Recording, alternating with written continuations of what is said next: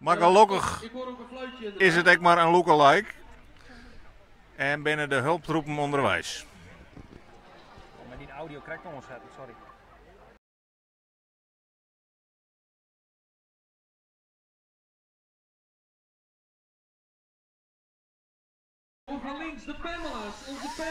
Ja, dit is de Van der Weijden van het Heidenschip. De man die in het echt 200 kilometer zwemmen zal. Oh mijn god, wat gebeurt hier? En die moet rijden worden door twee Pamela Andersons. Nou, zie ze alle vier bewegen, ik bedoel 2 lopen.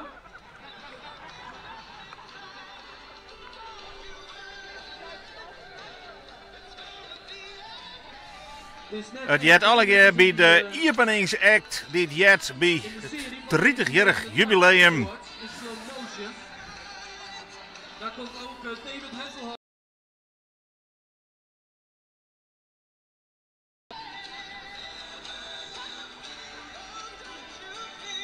Jongen, wat een goddelijke lichamen daar. Elke jaar is er een bepaald thema kiezen voor het NFM. Dit jaar gaan ze zijn. Ze moeten wel opschieten hoor. We maken een allegaatje van de oude 30 hier. Alle keer soorten kostuums. Maar dit is een originele openingsact. De parodie op Baywatch. Die Maarten van der Weijden redden matte. Uit de wetterbak van het Heidenschip. Zo, het is iedereen jaloers op die Maarten van der Weijden.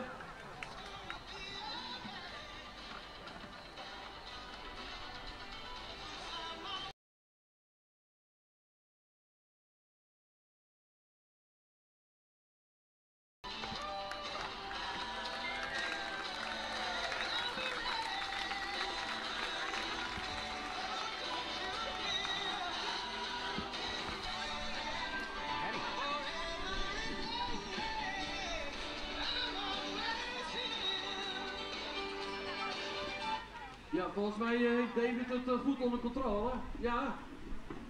Jullie hebben nog een minuutje. Ja. David Hasselhoff. Nee, maar dit gaat goed hoor. Ja. Niet aan deze kant eruit, hè. Nee. Een beetje verder met die Beach Babes. Maar het Heidenschip. Ja, oh kijk, hij is er nog. Ja.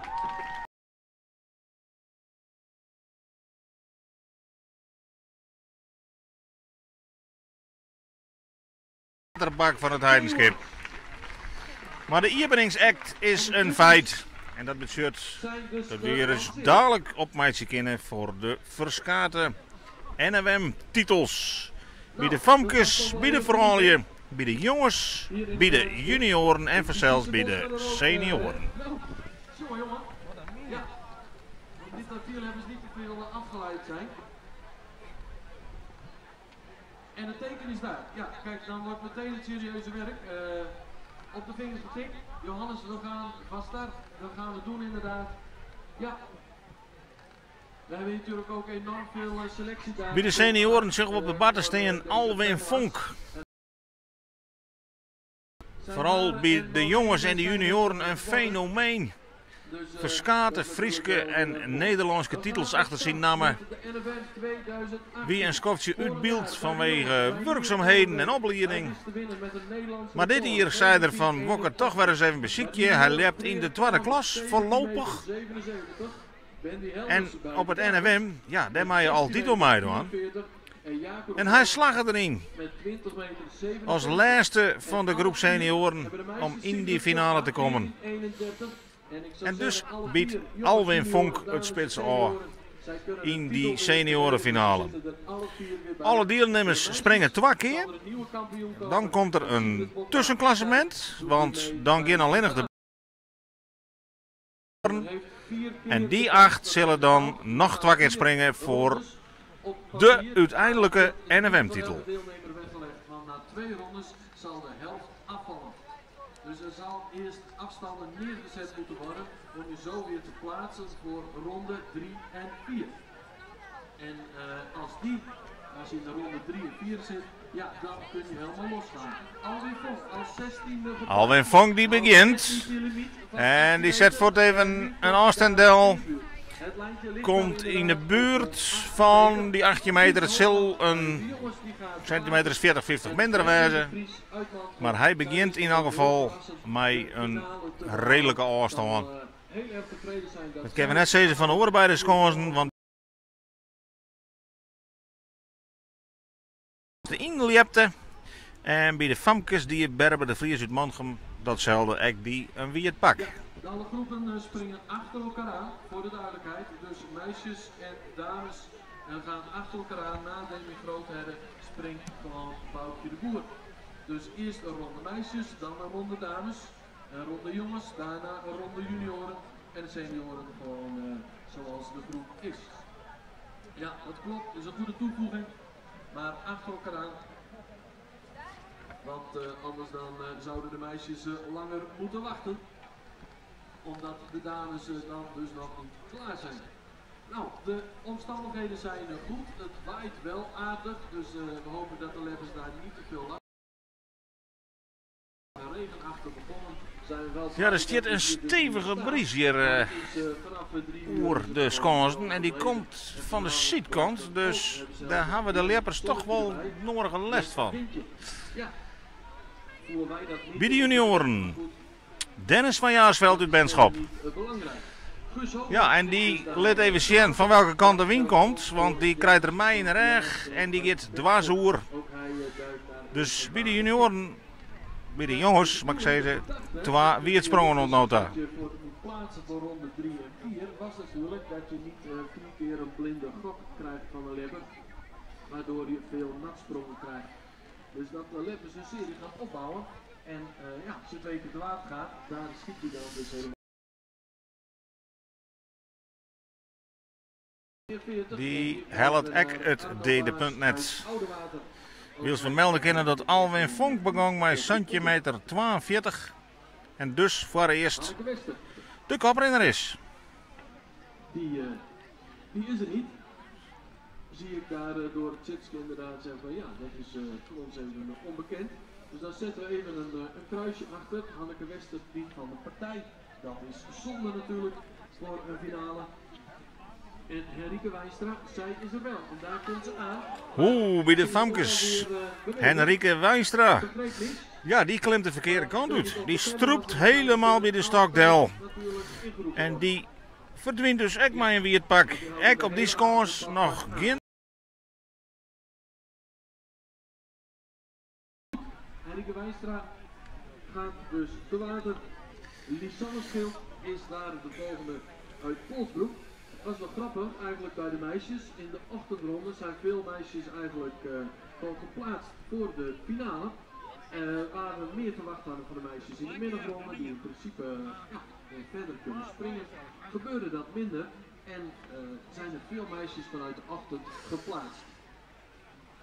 Zullen we de categorie jongens, een Fries uit Toppenhuizen, Stefan Dauma. En kan die over het derde punt komen? Ja, zeker kan hij dat. En die had hier een monsterachtige sprong om uit te beginnen. Ja. Oh, wat een sprong van jongens. Dan zou dit zomaar een prijswinnende sprongwijze kennen. En dan weet ik het wel, er komen dan een kanon.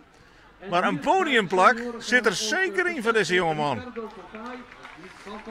Ricardo Fay komt roem naar de orenkant bij de senioren. Maar we noteren voor Stefan Dauma maar liefst centimeter 35.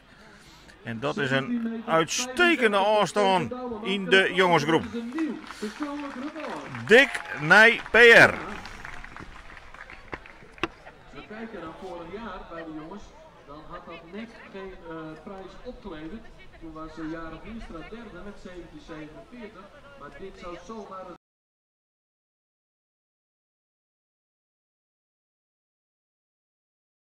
Het derde punt. Bij de famkes wachten we nog steeds op de eerste droogsprong. Ricardo Fay, die iepent het geweld bij de malje. Hè?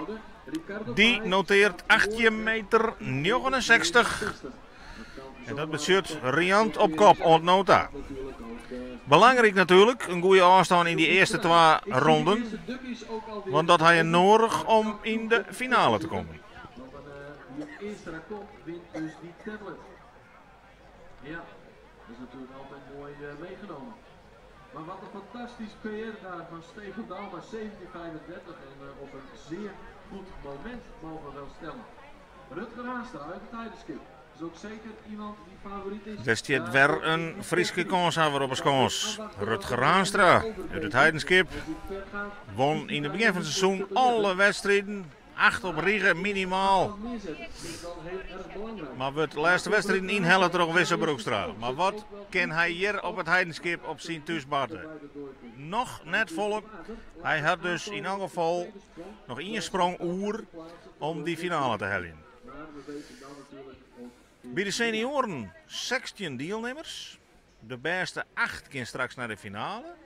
Voor alle andere categorieën geldt dat er per categorie 8 deelnemers binnen. Bijvoorbeeld 8 jongens en 8 junioren. En dan gaan de beste 4 terug naar de finale. Datzelfde geldt dames. Zodat we straks op elke patte nog 8 finalisten oerhouden. Rian Baas die doet erin. En werden wie het sprong. Nu helaas ook in zijn eerste ronde daar te water. Wietse Steensma uit Jouweren. Ook hij is een lepper die in de voorronde, in de ochtendronde, al meteen een verre afstand neerzetten. Wat uiteindelijk dus ruimschoots genoeg was om zich voor de finale te plaatsen. Susanne Mulder, ook zij. Susanne Mulder. Dat is dan de 4e achter elkaar bij de Famkes die erin gaat. Ja, dan roemert het hut op.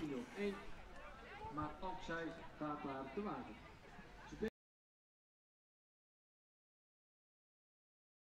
Een waterige bende daar bij de meisjes. Ja, ik aardig voor zelfs is dat op zo'n wedstrijd iedereen je meidwaan kent, als het maar in de voorronde 4 keer afspringt. En dan kan het dus gebeuren dat je als lepper, dat je al lang klaar bent in je carrière, toch in de jongenswedstrijd komt. En datzelfde geldt bijvoorbeeld voor Bart Helmold. Roemen 8 meter hier in zijn tweede sprong.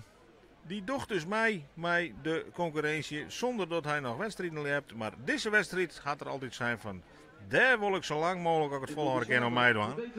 En als hij meedoet, is hij ook een jongen die het zomaar een uitzetter had kent. Dus daar ben we straks heel benieuwd naar. 2016 bij de junioren wist hij te winnen. Wietse Steensma.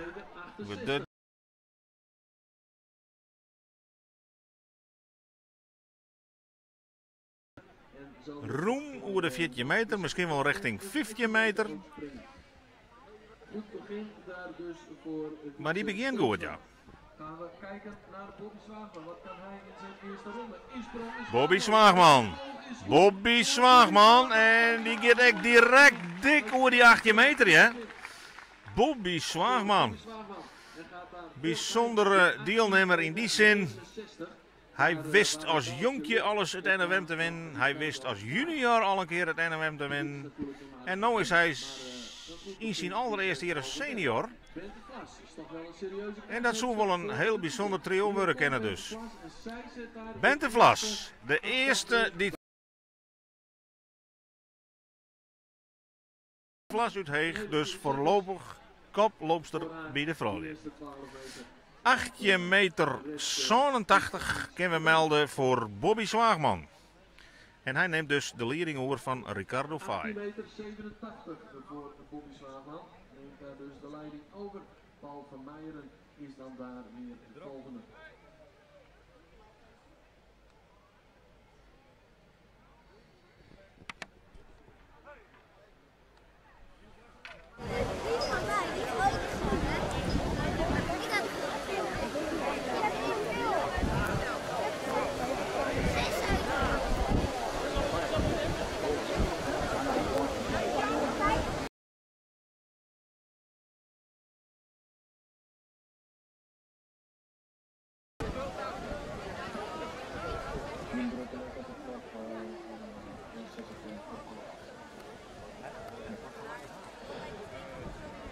Berte Vlas, 12 meter 67 en Lise van der Kraat is daar de volgende.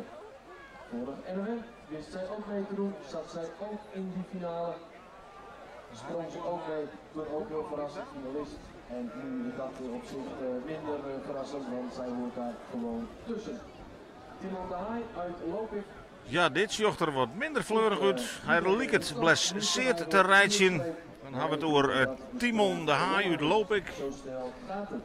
En dan is maar de vraag of hij straks nog wat snelheid kent. Helft de derde punt net. Die draagt onpopulaire shirt. Hij is de leider daar in het ROP-klassement. ROC is het voorklassement. En hier overweeg is dat van Holland. En Wisse Broekstra, hij weet ook, hij zal een goede afstand neer moeten zetten.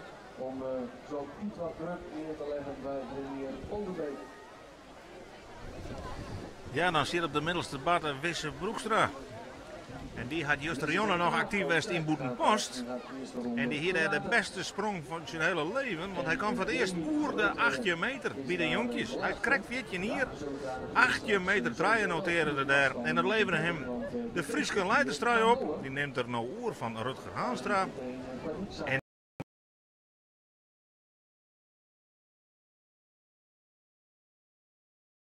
de 16 meter tilde dat door de Santje naar de Santje heel. En daar werd een hele meter omheen, dus daar is het eind nog net van bekend. Hij is op dit stuit heel goed in vorm. Maar is blijven steken op veel tweede en derde plaatsen. Bij de senioren was het in 2015 was hij tweede, in 2005 derde en ook in 2011 was hij derde. Bij de jongens en de junioren ook al tweede en derde. Terwijl hij gewoon tot de top behoort, maar er waren steeds anderen die hem daaraan voorbij gingen. Dit jaar is hij beter dan ooit. Dus als er kansen liggen, dan schat ik dat dit jaar toch wel het hoogst in voor Tevens Hofma. Dus hij is dit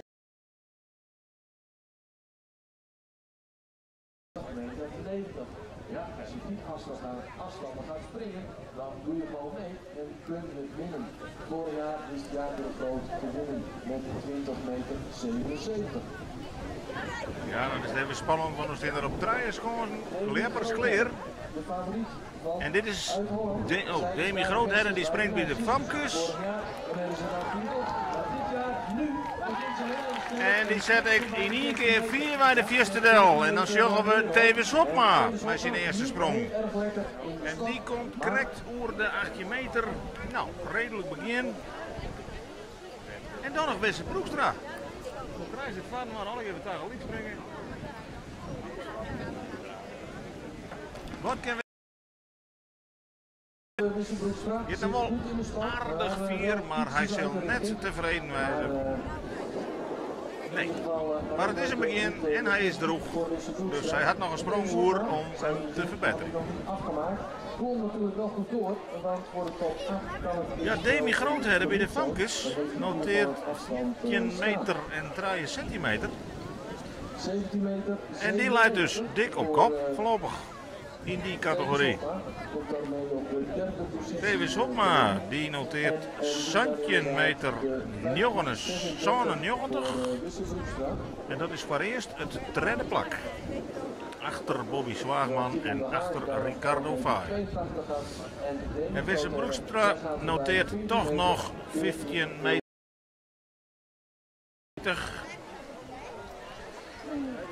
Nou ja, stel je voorlopig toch nog te wachten. Gaan we verder met de damesronde met Boukje de Boer. En inmiddels is Hanneke Wester ook terecht. En zij gaat straks haar eerste sprong maken. Dat doet zij na Wendy Helmers. Dus na Wendy Helmers gaat zij haar eerste sprong nog maken voor Hanneke Wester. Dus dan komt zij toch nog in actie. Isbrand Galema van David Hesselhoff nu naar Isbrand Galema. Heeft zijn outfit weer even aangepast. En gaat nu natuurlijk... Boukje de Boer van het Heiderskip in de categorie vrouwen.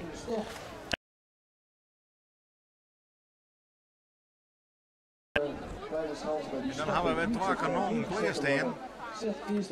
De eerste batten bij de senioren Isbrand Galema.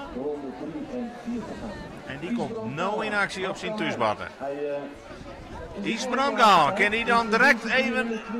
Nee, hij gaat een heel lijn uit koers. Hij pakt nog hechter, ja. Hij komt toch nog in de buurt van die 18 meter sprong. Maar oh, wat een eind uit koers. Hij begint echt voorzichtig en hij zal bij alle gedachten zijn tweede sprong nodig gaan om bij de beste achter te komen. En dan attentie voor de middelste schons. Reinier Overbeek uit Benschop. We hebben het nationaal in het heidenschip op de NWM. Verleden hier 90 meter 81 voor een jonkje. En wat kan hij zien laten? Nou, hij kan in ieder geval zien laten dat er wat kunstjes kan in die stok. 2 slagjes en dan zit er al 15 meter. Maar zijn eerste sprong misleerd. Dus die verre sprong die hebben we nog niet meteen te pakken voor Reinier Overbeek. En die man komt jou waarschijnlijk echt bekend voor. Dat is Bart Helmholt. 2 linnamer aanschier van de toplepperij. Maar het spultje kan er nog net helemaal litten.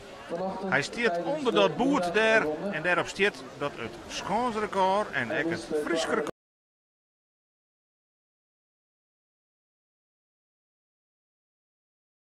Ja, dat is alweer 2 lijn.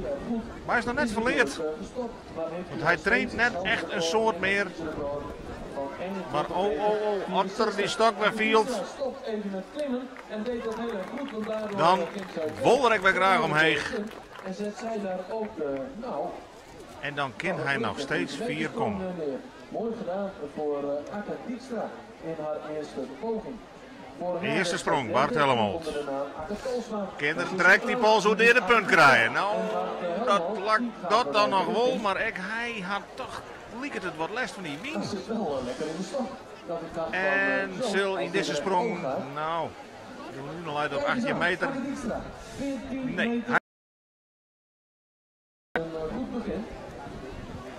En ondertussen gaan we bij de vrouwtjes, jongen, dat Akka Dijkstra uit Boekenpost 14,45 meter noteren. Dat is de eerste afstand bij de vrouwen. Ik vind het al. En Bart Helmholt is buiten de sector met deze sprong. En Reinier Overbeek 14,86 meter. Dus we kijken daar naar de tussenstand. Naar ronde 1 gaat Steven Bouwman aan de leiding, 17,35. Tweede is de Broekstra, 15,36.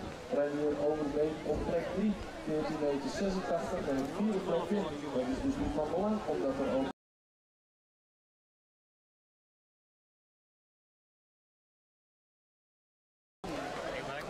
Tessa Kramer is dan de volgende uit het heidenschip daar bij de dames. Vroeger natuurlijk Abdul Lepster is toen gestopt en studeren, werd allemaal wat minder. Nu heeft ze het weer wat opgepakt. Niet heel veel wedstrijden heeft nog opgedaan, maar het zag er prima uit in de voorronde. Kwam tot 13,72 meter. Maar er zat zeker meer in. Jan Hoekstra, hij mag beginnen. Jarno Hoekstra. Oeh, die gaat ik direct doorzitten. Dus die hiepend de ronde van de junioren. Maar je weet het. 8 junioren. Ik zal even optellen.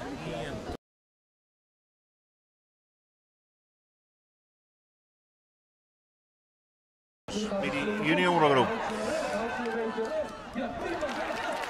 Oh!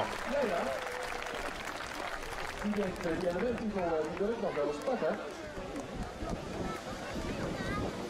Daar bij de dames. Bouke de Jong van Paraguay. Heel erg gemakkelijk.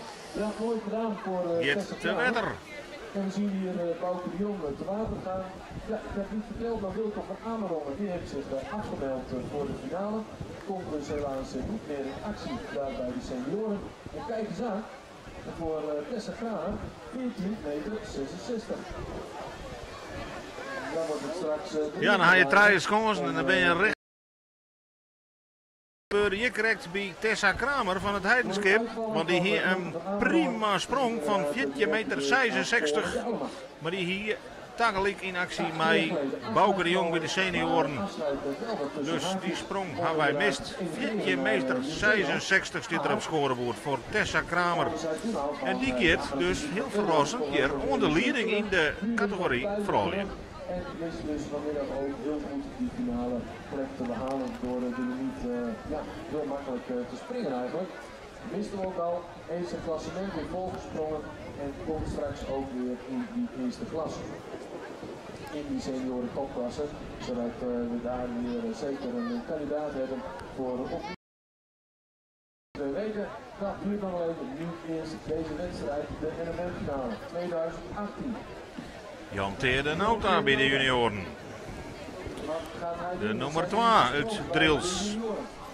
Oeh, nee, die helpt het. Derde punt net, viel dat ek al. En begeert ek met een weersprong. De drompel afstaan om deze finale te hellen bij de junioren weer Santje Meter. En Jan Teerde Nauta noteerde 17:00. Exact genoeg. En zijn collega Janne Hoekstra van Nieskrekt die noteerde 16:99. Maar die hier geluk dat hij als beste net centimeter springer nog krijgt bij de top 8 jaren.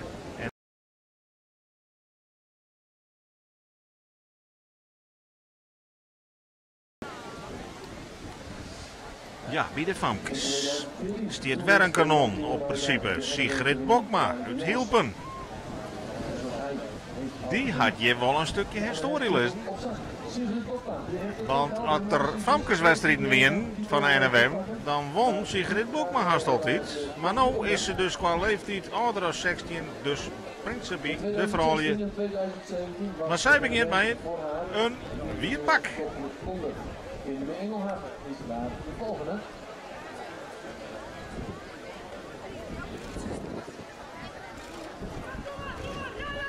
Ja, Anne Galema.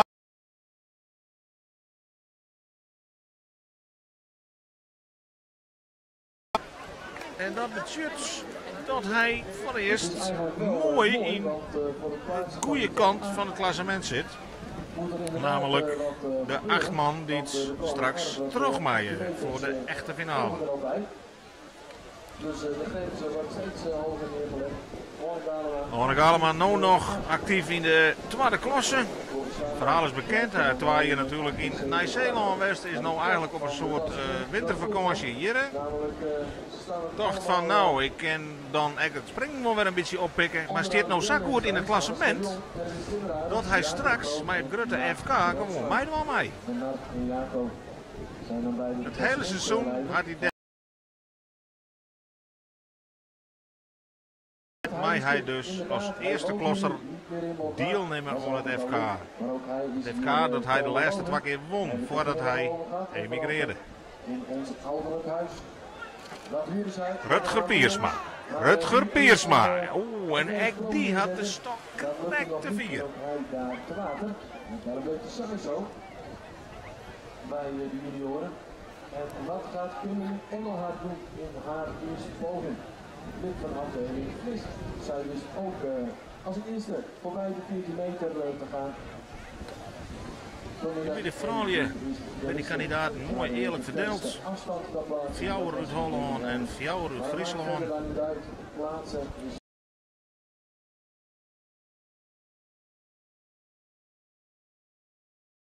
Is Kimberly Engelhard. En ook zij kan natuurlijk dat. En die weegt het hier te volle. De volgorde van waar er nou leerd wordt is bepaald in de voorronde. Dat wil bijvoorbeeld zeggen dat Nart Bransma straks bij de senioren als allerlaatste springt. Omdat zien 9,61 meter van vanmiddag. De vierste sprong weer. En Jacco de Groot, de regerend Nederlands kampioen. Die mij als ene laatste, want zien 18,99 meter wie het tweede plaats.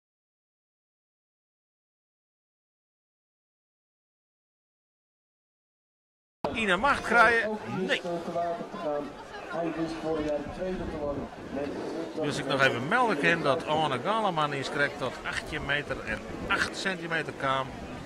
En dat mij voorlopig op het derde plak staat. En ging daarmee toch even aan de leiding. Daniel Kluistra is een van de Hollandse junioren. Die staat klaar op de middelste batten. Die daar weer verder sprong met 20 meter 77. Ja, die maakt het aardig wat meters, maar die geeft nou echt wel een heel lijn in koers. Maar helaas wel een heel Ja, uit. en dan is de sprong in.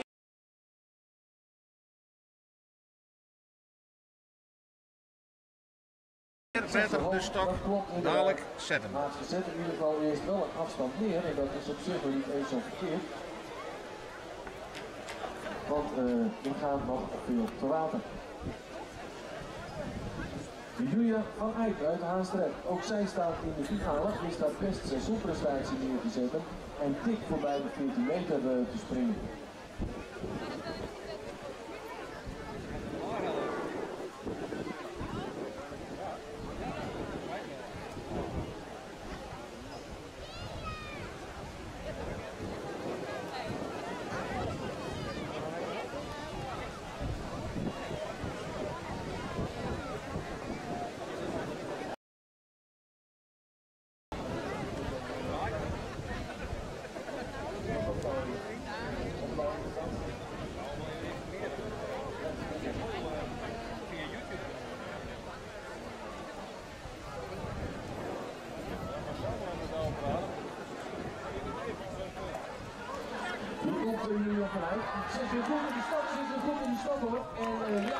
Julia van Eyck bij de vrouwen. Die zet een prima afstand bij de vrouwen.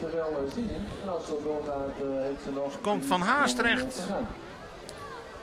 Hier in de voorronde de derde afstand bij de dames. En let zien dat dat geen tafaltreffer weer. Erwin Timmer.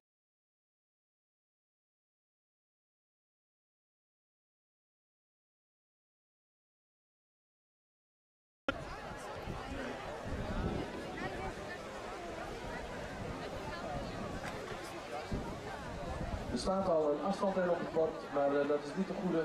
Zowel niet voor Erwin Timmer als voor Daniel Kluistra. Maar dat wordt aan gewerkt. Hier kijkt wel naar Wietse Nauta. En ook hij Wietse komt Nauta als Daniel waait echt Kluistra. een heellijn uit de richting. Dus het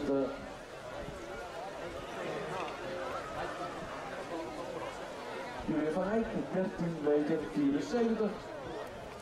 Zeer verdienstelijk. En Daniel Kluistra is buiten de sector. Wordt nu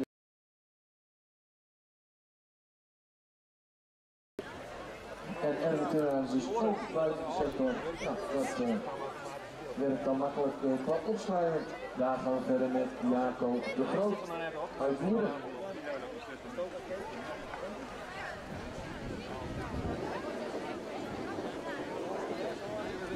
En ook Wietse Nauta buiten de sector. En zo hebben we daar dus nog geen enkele afstand hebben daar dus te pakken. Bas van Leeuwen daar de volgende. Bas van Leeuwen wist ook in 2016 de NFM-titel te pakken. Alleen toen bij de jongens met 16 meter 48. Was toen dat een matige finale gebeurde weinig. Maar Bas van Leeuwen wist daar gewoon een verse sprong neer te zetten. En dus te winnen met die 16 meter 48.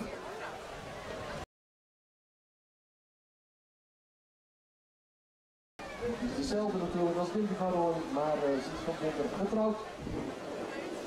En Arno, dus vandaar dat ze dus nu Dinky-baas heeft. En zij natuurlijk staat klaar, is één keer in de event te winnen in 2014 met 15 meter 98. Daarna werd ze 2 jaar vastgezeten door klasgenoten. En in 2017 was het Wendy Helmers die vorig jaar het NFM-record sprong 16 meter 44. Ook rijdt hij op al de weeksprongen het NFM-record plus het Nederlands record 1981. Het NFM-record bij de senioren, dat staat op naam van deze legger, Jaco de Groot, 21 meter 5. Dat door een sprong 1. Ja. Er moet natuurlijk rekening gehouden worden met... Ja, en wat kent deze man? Jaco de Groot, de titelverdediger. Nou, die begint mij wie het pak. En die bezorgt die hele eerste riegen op de tribune wie het pak. Nou is het er gelukkig nog wat in de zinnen, dus ik ben aan samen met Roeg. Maar ja, dit is net begin wat Jacco natuurlijk graag zien hier. Hij springt een beetje in spanning. Hij staat op het punt om voor het eerst hij te worden. Zijn vrouw zit hier op de tribune. Ja, binnen nog een 14 dagen zo dadelijk Sofia Wijze kennen haast. Dus ik weet net altijd mij speelt. Maar voorlopig had hij in elk geval nog een tweede sprong. En nu gaan we kijken naar Bas van Leeuwen uit Woerden. Bas van Leeuwen uit Woerden. Komen er allemaal in dat gat wat vaak een beetje echt wat uit de richting. Ik wil zal ik er in dezelfde koers springen. Natuurlijk ook van die kant, dus het verbaast ons natuurlijk ook niet. Maar er zal toch enigszins rekening gehouden moeten worden. Goed, de equipage dus verlaten. Wendy Helmers zijn verdedigd uit titel. Dat ze ook al eens eerder wisten winnen, namelijk in 2006, dat is toch wel bijzonder. Toen is Wendy Helmers de eerste NRF-titel te pakken. Daarna in 2010, in 2011 en toen uiteindelijk weer in 2017. Zo staan we toch al een heel veel jaren gewoon aan de top.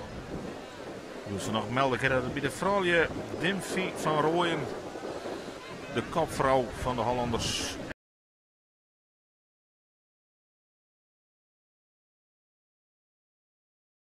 Tretjen meter 74. En Wendy Helmers mij daar dadelijk de ring sluiten bij de vrouwen. Maar dat is niet verrassend. Tessa Kramer en Akke Dijkstra namens Friesland op 1 en 2.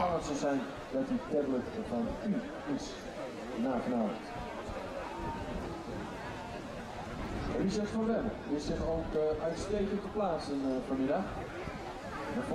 En de laatste senior stiert echt klaar voor zijn eerste sprong. Met dus net Samarien. Dat is de Friese klassementsleider Nart Bronsma. De man.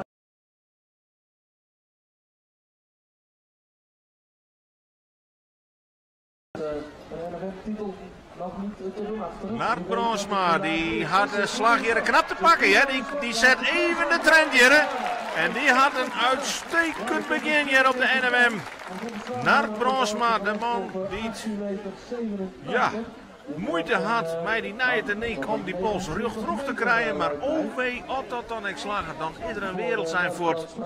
En dit weer een heel sterk begin. Roem oer de 20 meter, schot ik zei in, van Nart Bronsma. Ja, en ik hoop inderdaad, mag ik een applausje, de eerste 20 meter. 20 meter alwe noteren we van Nart Bronsma en hij gaat voorlopig on kop in die.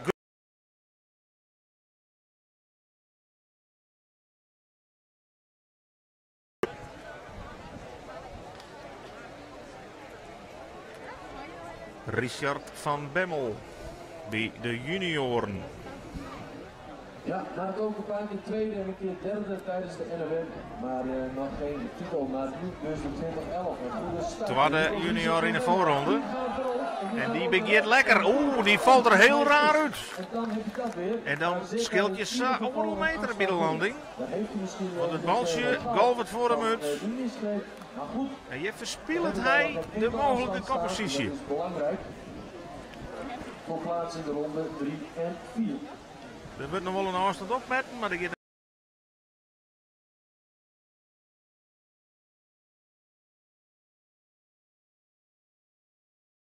Dames, dat daar vierde ligt, Wendy met 12,86. Jullie van Eyck ligt dat derde, 13,74. Akke Dijkstra op plek 2, 14,45. Tessa Kramer aan de lijn, 14,66 meter. We gaan nu kijken naar Anneke Wester. Zij hoort natuurlijk bij de meisjes. Ja, Richard van Bemmel op die middelste batter noteert toch nog 16,38 meter bij de junioren. Maar oh. Wat weer eruit kwam, wat die misslag er net tussen zit. En hier komt Hanneke, zij zet daar in ieder geval een afstand meer en hebben daar in ieder geval 3 afstanden daar bij de meisjes in ronde 1. Wilt u langs zie ik met allemaal finale lijsten. Dat is natuurlijk fijn. Dus steek je hand op en hij komt naar u toe, of zij komt naar u toe.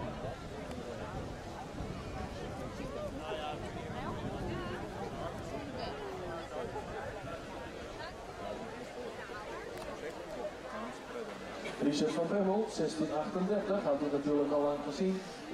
Ja, dan hebben we op alle sconsen 16 deelnemers in actie zien, behalve de middelste batter, want daar is nog één man die het nog een keer mee. En net de minste, Freek Kramer hier van het Heidenskip. Hij wie de sterkste junior in de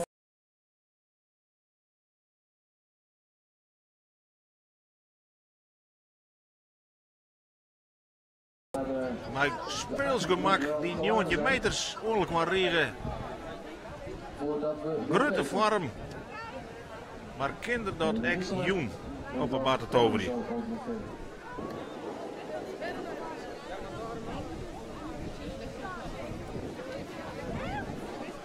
Freek Kramer.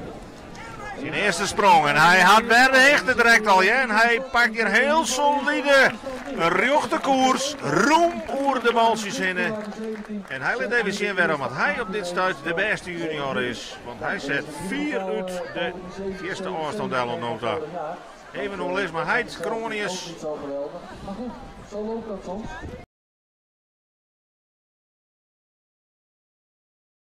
Maar hoeveel wordt het? 18 meter tredjen op het scorebord staan. Hele roeme voorsprong voor Freek Kramer. Bij de senioren, daar ligt naar de Brandsman aan de leiding met 22 meter 11. Tweede, Bobby Slaagman, 1887. Derde, Ricardo Kai, 18 meter 69. De rest zit allemaal nog bij de top 8, omdat we 7 over het water hebben gekregen. Over het water zijn gegaan, dus een 8e plekje is daar nog niet bij de senioren. Maar gaan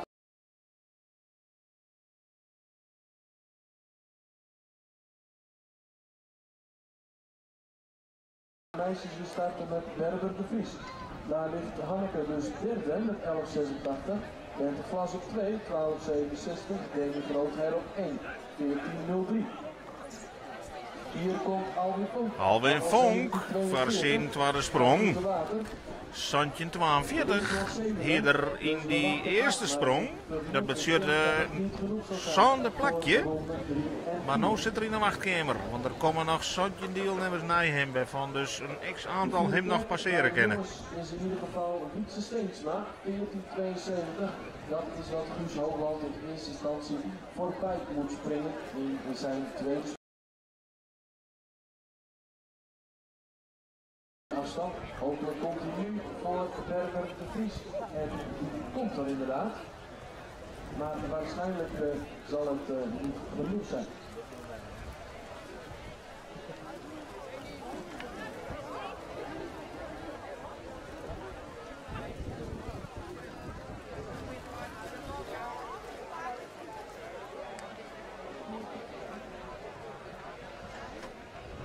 Ja, Berber de Vries, ik dacht ook al, ik meende al te zien dat ze op die rand kwam met haar hakken. Dus de afstand wordt niet opgemeten op de sprong. Dus een N'tje niet meetbaar voor Berber de Vries.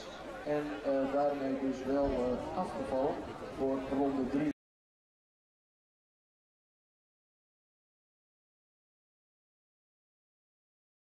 Zodat ze er bij is. Dus die gaat meteen weer in actie komen en dan zijn we weer bij qua lijst. En hier kijken we inderdaad naar Guus Hoogland. Die moet voorbij 14,72 en daar lijkt hij nu net in geslaagd te zijn. Maar goed, dan is het nog afwachten wat de rest gaat doen. Maar hij is niet meteen uitgeschakeld. Daar komt Arno Baas. Hij weet dat er sowieso afstand Arno Baas, hier een weersprong in de eerste sprong, had een weersprong in de tweede sprong. En dat is dus de eerste senior die zeker weet dat zijn wedstrijd erop zit. 2 keer in actie, 2 keer wierd. Hij is uit de race. Ligt goed op koers. 14,88 meter voor Guus Hoogland. Hanneke Westert. Snits. Die komt wel in zo'n bed.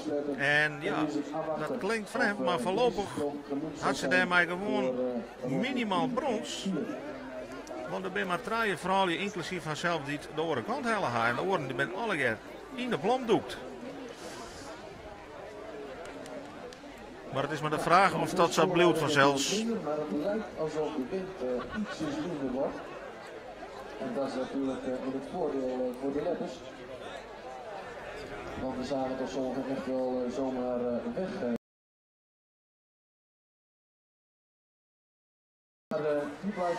Dennis van Jaarsveld, ja die wuift al vast even. Die weet van de eerste sprong weer al wie het. Ik wuif maar even naar iedereen en ik kom haast op hem zitten in het publiek. Min NWM zit erop. 11:34 voor Hanneke Wester. Ja. En daarna gaan we verder met Henrike Wijnstra. Die weet dat er gewoon kansen liggen. Want de vierde afstand... Ricardo Vai. Zit er al mooi bij. Hij is in de eerste afstand. En dit zocht er nog mooier uit, denk ik. Ja, die gaat nou rond over de 18 meter lijn. Ik denk een hele dikke 9 meter. En die verbetert.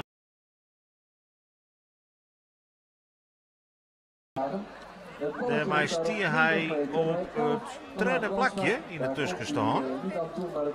Maar ik denk dat er naar het tweede plak terugkomt. Die 20 over van naar Bronsman wie nog weer een eind verder. Maar ik denk, ja, het scheelt haast een meter, 9 meter, 31 is wel keurig het tweede plak voorlopig voor Ricardo Vai. In eerste instantie, ja, kan natuurlijk, je moet de 8e afstand nog komen, maar er komen nog zoveel na hem. Dat is dan weer het nadeel dat hij in het begin van het deelnemersveld zit.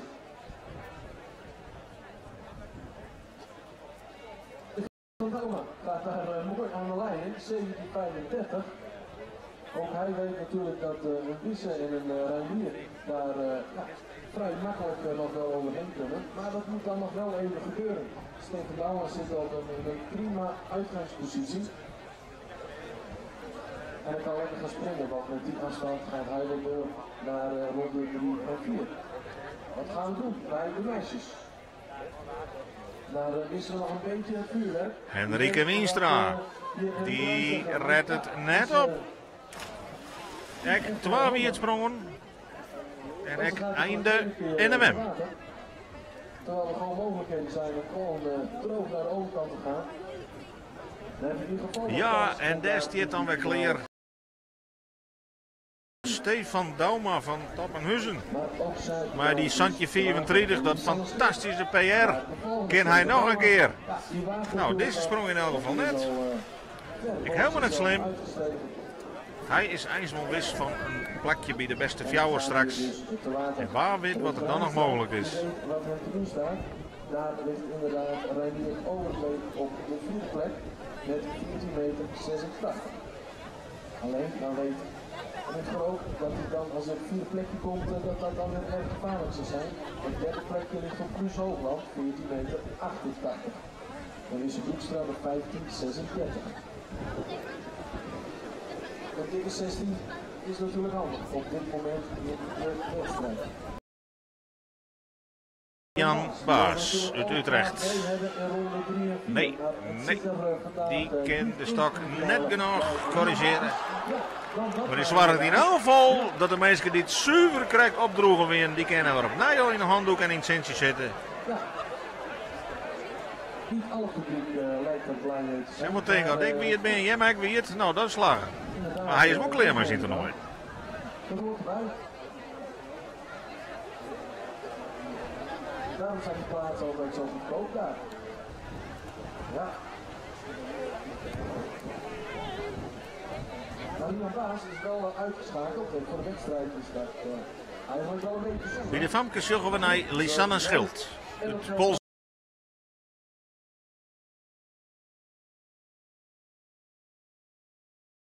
Blijkbaar. Want er ben maar 3 famkes droeg tot nota. Demi Groothede, 1403, dik onder de kop. Bente Vlas uit Heeg, 1260, die heeft daar gewoon op de tweede plak. En Hanneke Westert, alweer 86, is de treden die droeg weer. Die is gewoon op dit stuit gewoon treden. Ja, dan maaien fjouwen naar de finale. Maar er bent er nog al 4 wie het.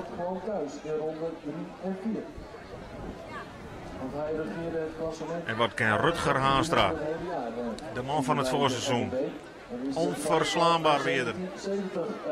Nou, het zit er net in voor Rutger.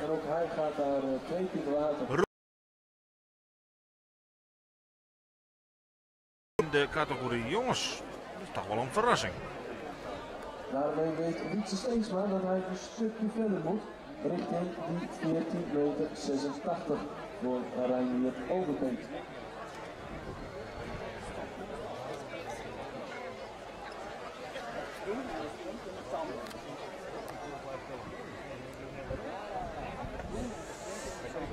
Bobby Zwaarman, die staat wel aan de goede kant van de medaille, om het zo maar te zeggen. Met 18,87 meter ligt hij daar prima derde in de wedstrijd. Dus hij kan Bobby Zwaarman, die had al 8,80 steen, dus die kan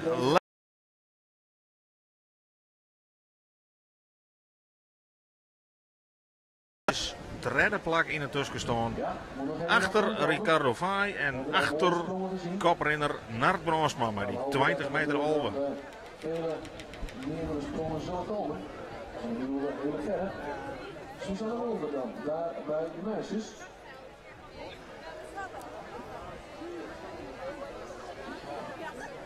Ja, bij de famkes staat klaar Susanne Mulder. Nou, die hoeft er eigenlijk alleen nog maar uit te komen.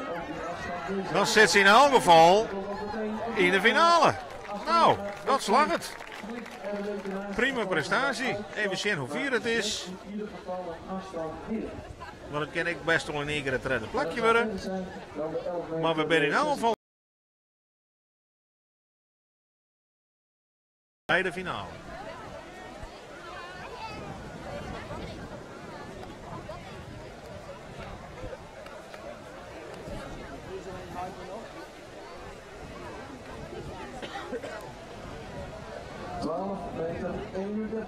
Voor 12,31 meter voor Susanne Mulder. Daarmee zit ze voorlopig op het derde plak. En is ze dus voorbij om een Hanneke Wester uit Snits. Want de klasse zit daar al tussen. Dus Elise van der Klaar moet voorbij die 11,86. En wat kan bij de junioren, bij de jongens mag ik zeggen, Wietse Steensma.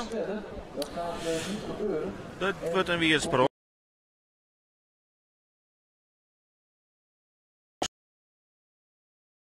Al het vijfde plak, dus hij is klaar. Paul van Meijeren. Hier een weersprong is nou in elk geval droeg. Maar als het genoeg is voor de beste 8, dan word ik te betwijfelen. Het moet niet veel meer uit de richting gaan. Dan zit je daar toch al vrij snel buiten de 60.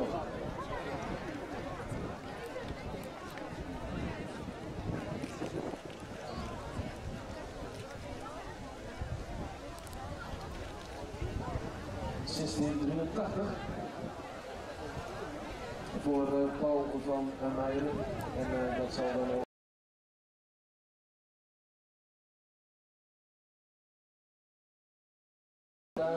Dat is de eerste drempel, de 1683. Hier gaan we kijken naar Bente Vlas. Heeft gezien dat Demi Groothede al naar de 14 meter ging. Dat gaat nog niet lukken. Ze gaat sowieso door. Een weertsprong, no voor Bente Vlas. De volgende rondes. Maar zij is al wist van de finale plak. Maar haar tol was 60 van die eerste ronde. Het is alleen wie gaan er mee. Ja, Demi gaat sowieso mee met Bente en Susanne. Maar wordt het Hanneke of Lise van der Kraat? En dat ligt in handen van Lise. Ze moet dus voorbij de 1186. Dus een 12 meter is genoeg. 1187 ook.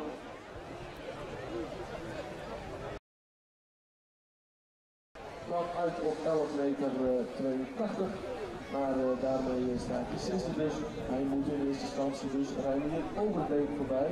Met de 14 meter 86. Timon de Haai. Dat Het is loop ik. allemaal heel erg makkelijk gemaakt.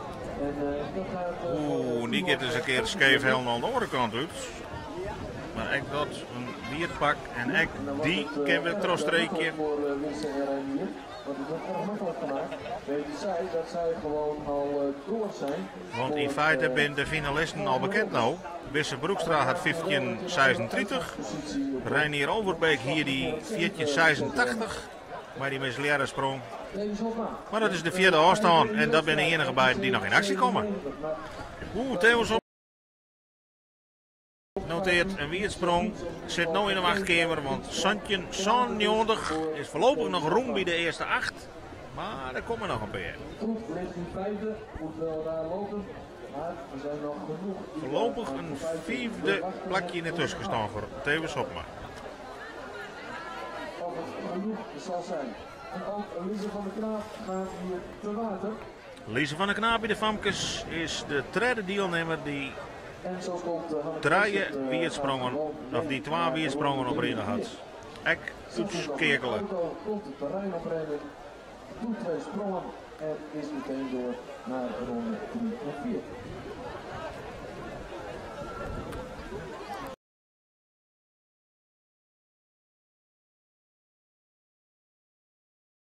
Je mag de midjes eerst een limiet springen. Wil plaatsen voor de jongenswedstrijd. In het geval van de senioren Leagues mag er 18 meter leerd worden om in de finale te komen. Nou, de beste 16 draven we dan op, jongens. Iedereen mij 2 keer springen. En de beste 8 daarvan krijgen nog 2 sprongen. En dan wordt eindelijk de titel van de NWM verjongen worden. Hier weer dat Jacco de Groot bij de senioren 20 meter zandig weer toe en voor de titel. Nou, Safir ben we nog lang net. Maar de omstandigheden binnen net verkeerd. En ik had het idee dat de wind en Leeds Beach.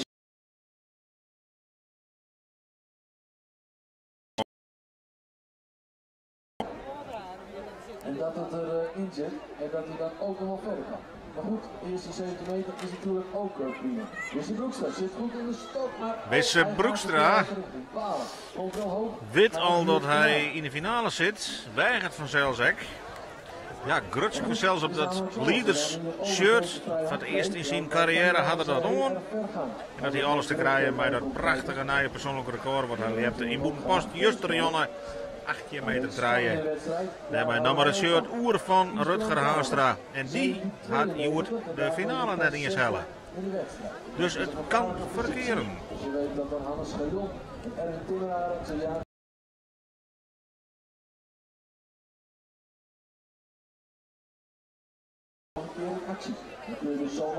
Ja, en wat doet Isbrand Galema? Santje 92, dat is ik nog steeds. Krijgt een plakje bij de eerste 8. Oeh, er zit een rare dribbel in. Kent hem nog op de punt? Nee, de loop verrierde het eigenlijk al. Hij kwam net goed uit, net genoeg snelheid. En hij zit in de wachtkamer. Krekos, Theos Hopma. Isbrand Galema valt eerst op het 6e plakje en de beste 8 keer troffen. We krijgen nog Bart Helmholt Bigelix. En we krijgen nog Jacco de Groot Bigelix. En we krijgen nog Hannes Scherjon Bigelix. Dus er zijn alle keer nog mensen die hem eruit weer bekennen. Zij heeft het Hollands record bij de meisjes. Die grootherde, dat is het kanon bij de Famkes van de Polstukmond Holland. Stier al onder leiding bij die 14-0 draaien. En let ik je zien dat zij in elk geval in vorm is. Maar zij is als beste terug naar de Famkesfinale. Zij aan de leiding met 14-03 en Hanneke Wester, zij gaat dus mee. Ja, nou wordt het interessant. Wat kan Bart Helmholt? Zijn eerste sprong ziet er mooi in de stok, zo liek uit. Hij ging uit koers, klom wel een heel eind trom, maar kwam boeten de sector. En dat betekent, de afstand wordt net opmetten. Hij had dus een kans om Maar Bart Kennen die komt hier niet alleen gewoon voor het gezellig springen, die gaat echt wel voor de top. En wil altijd winnen. Nou, weet je natuurlijk zelf. Sjocht even naar de vlaggen, naar de wimpels. Ziek het even een moment uit dat de wind een beetje zachter wordt. Tweede sprong van Bart Helmholt. Alles of niks. Ken hij moet hier een punt krijgen. Alles of niks. Nou, er komt aardig meer uit. En met deze sprong zit hij bij de beste achtje. Dikke jongetje meter. Hij klimt of naar je tweede of naar je derde plak.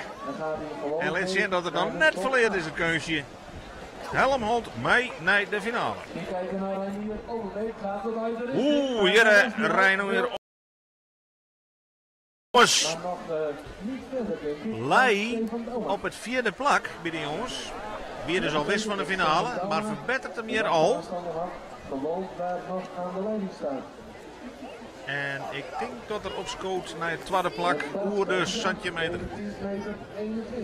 9 meter 21 noteren we voor Bart Helmholt voorlopig het derde plak.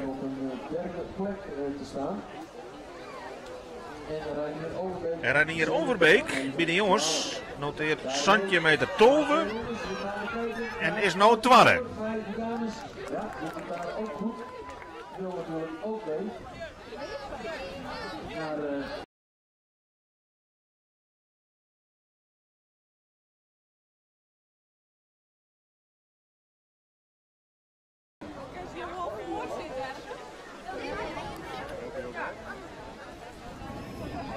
En het wordt nog vanzelfs afstreekje komen in het tweede deel van de list. De eerste 8 springers op alle kansen. En even ter vergelijking. De drompel om de finale te halen bij de senioren leidt op dit stuit op centimeter 42. Die sprong van Alwin Vonk.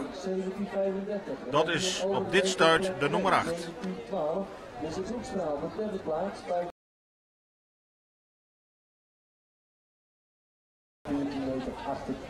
Hij daar dus op de vierde plek.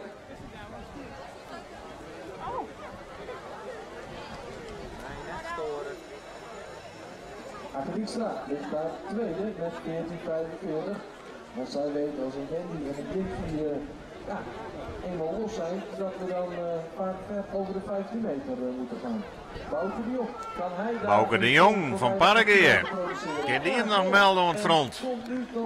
Nou, het is wel een centimeter. Maar als hij verder is als die centimeter 42, dan wipt hij alweer vol eruit.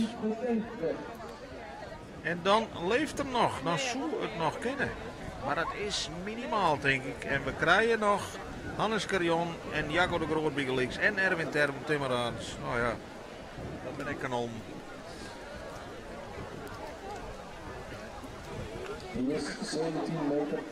Centimeter 53 noteren we voor Bouke de Jong.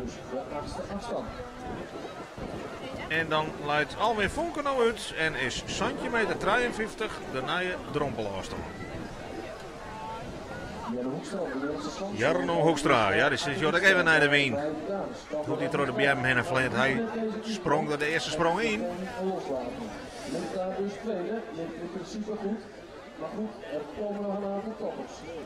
En de pols die trot Biels flappert is van Akker Dijkstra, die het te wetter gaat. Die leidt nog altijd 2.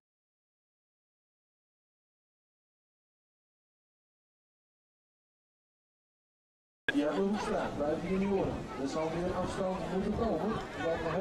Je hebt best scheef, maar ja, nee, te scheef, nee hè. Nee, dit is net genoeg. We hebben daar alleen maar in de top 2, namelijk 2 Kamer en Richard van Bemmel. We kunnen sowieso nog 2 mee. Onder andere Jan Terenauta, bijvoorbeeld. Volgende Kalema. Is al een paar keer Fries kampioen geworden bij de senioren. En ook al een keer in Nederlands kampioen. En een wereldtitel. Die was er nog niet. Het gaat sowieso wat eigenaardig in die groep junioren, want er zijn maar 2 die een afstand del zet hebben. Richard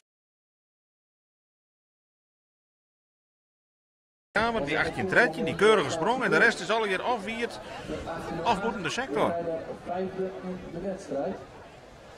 Dus daar geldt voor Jan Terenhout, Rutger Piersma, Daniel Kluistra, Wietse nou neem maar op, droeg de oren kant Helly, je bent al haast finalist. Anne Galema. Had 18.08 noteerd in zijn eerste sprong. Ken daar wat bij, ken daar wat bij. Dit liep het heel mooi, maar gaat er een rokken nog. Oeh, en een uitsprong. Ja, dit ben de sprong waar we hebben voorkomen, hè. Een uitsprong erbij van Anne Galema. Sjurres, sjurres. Het publiek had Piekenvel berecht. Hij is even vanuit de oor.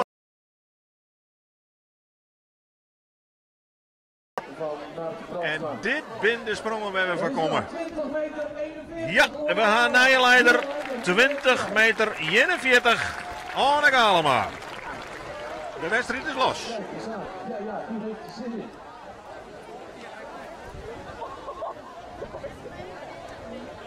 En hier gaan we kijken naar Tessa Kramer, maar die komt er even niet op in. Maar zij weet met 4,66. Ja, deze sprong weer wat zunnigjes van Tessa Kramer, maar niet correct. Hier is ze 4,66 en zij is nog altijd koprenner bij de vrouwje. Tessa Kramer. Dat hij niet tanden breekt als hij tegen de stokje aanknalt. Jan Terenhout bij de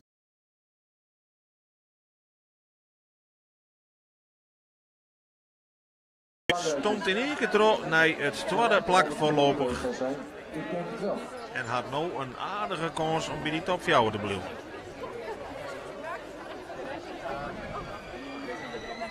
En Jan Terenhout 17 meter 31.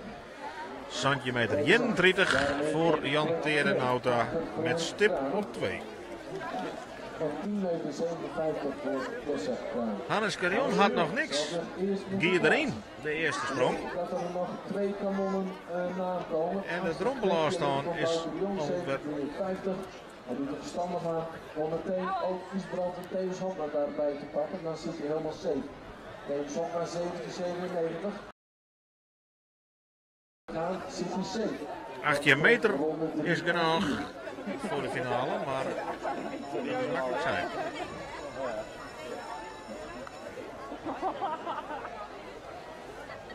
Er is trouwens ook gerookte paling te koop. Tot 9 uur kunt u gerookte paling, dat is de hele middag hebben ze dat gerookt. En nu is die klaar, dus dat kan verkocht worden. Dus gerookte paling, wie daar zin in heeft. Hannes Carion, alles of niks. Kinderen naar Hoes of kinderen meiden aan? Hannes Carion.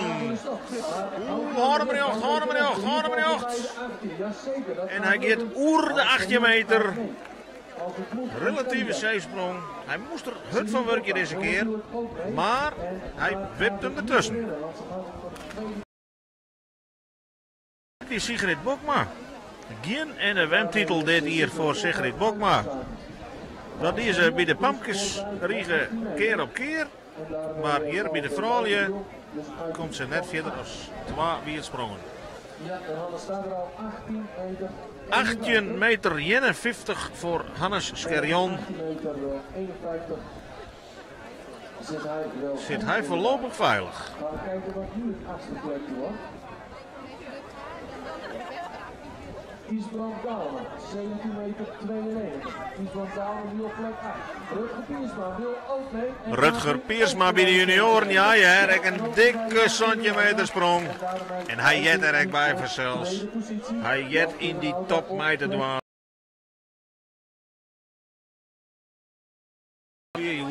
Maar hij zit er keurig tussen nou. En als je daar een keer binnen, dan kun je echt voor de prijzen meedoen. 17 meter 78. Centimeter 78 voor Rutger Piersma. En hij nou dus op het tweede plak. Inmiddels op plek 4 met 16 meter 38. Het zijn ook de 4 afstanden die we daar hebben. Wils bij de senioren intussen centimeter 92 de drompelafstand aan is van Isbrand Galema. De 8e plak. En Erwin Timmerarens en Jacco de Groot hebben hun nog net plaatst. Dus dat wordt nog even spannend.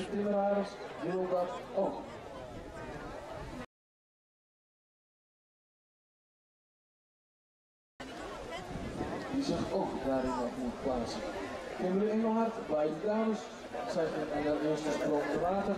Daar ligt de vierde plek op 13:44 van Woutje de Boer. Daar moet zij eerst aan voorbij. En bij de junioren gaan we kijken naar Daniel Kluistra. Zoals record van 1879 kan ook hij natuurlijk makkelijk voorbij die 16:38. Erwin Timmeraert, een van die kanonnen uit Holland. Ken die hem daarna Tossenbroden. Nou, dat wat een verwerkje. Ja, oer de 18 meter. En dat betekent dat Isbrand Galema eruit wipt. Hij zegt, krijg zijn tweelingbroer de eerste afstand noteren, 20:41, maar Isbrand de NWM-strijd. Daniel Kluistra. Kent die nog wat bij de junioren? Het lijkt het mij net genoeg, maar we moeten even afwachten wat de afstand wordt. Erwin Timmeraert 18:27. 18:27 is de afstand van Erwin Timmeraert bij de senioren. Inderdaad, Tevens Hopma nu op plek 8. En dat betekent dat Tevens Hopma maar zijn Santje 99 nou op het 8e plakje staat. En we krijgen dadelijk Jacco de Groot. Dat betekent of Tevens Hopma naar huis of Jacco de Groot.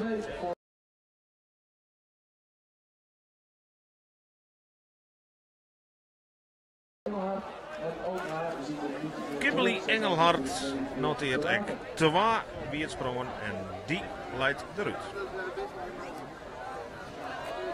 We krijgen een pikant einde bij de seniorenavond. Met al een paar grootheden die nog op een web staan. Jacco de Groot, titelverdediger. En Tevens Hopma natuurlijk de man met de meeste overwinningen dit seizoen in Friesland. Hij moet dan ook nog even binnen die top 4. Dan zal hij voorbij de 16:38 moeten springen van Richard van Bellen.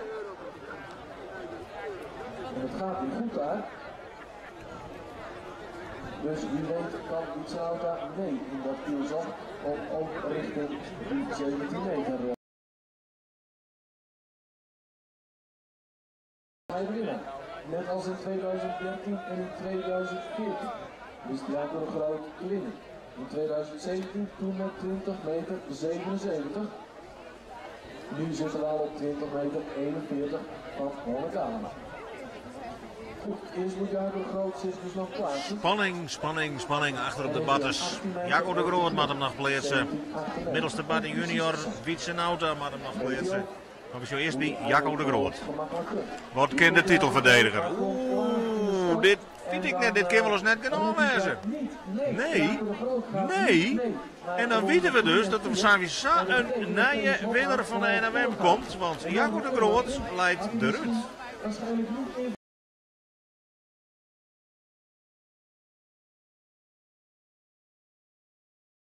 Toch nog meedoen mij. Wietsenauta. Wietsenauta leidt hier in zo'n. En die maakt verder als 16:38. Nou, dat kan wel eens krap worden. Dat is net genoeg, denk ik. Santje 06 voor Jacco de Groot is vierste man. En dan is de eerste grote verrassing dan ook al een feit. Dan ziet naar Fransman het ook en denkt hij ook, dat is wel één grote concurrent uitgeschakeld. Die zijn auto is buiten de sector. Dan is het sowieso helemaal duidelijk.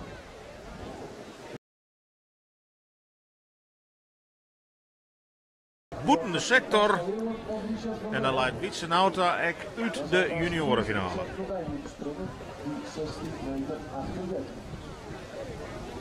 Julia van Eyck staat weer klaar. Zij weet dat ze richting de Julia van Eyck. Oeh, dikke misgreep. Ja, die zit nog wel bij de eerste fjouwer. Maar in die categorie zullen we tot dus grote verrassing gewoon nummers 1 en 2 Frieske vrouwen. En de 2 sterkste Hollandse vrouwen, Demphy van Rooyen en Wendy Helmers. Nou, die maken nog gewoon een bak. Er moet spanning daar bij de dames. Naar Brandsma. Hoeft niets meer te verwachten. Nou, naar Brandsma had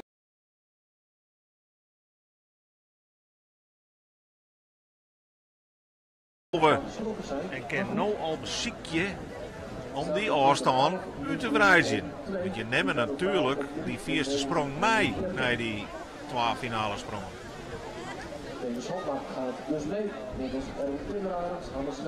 Wat kan Nart Bronsma? Hij weet dat een van zijn allergrootste concurrenten eruit leidt. Jacco de Groot, de nationaal recordhouder met die 22 meter 21 vliegen hier. Die doet net met mij. Nart Bronsma, zijn tweede sprong. Zocht er weer aardig uit, maar nu gaat er uit koers en hij zal even een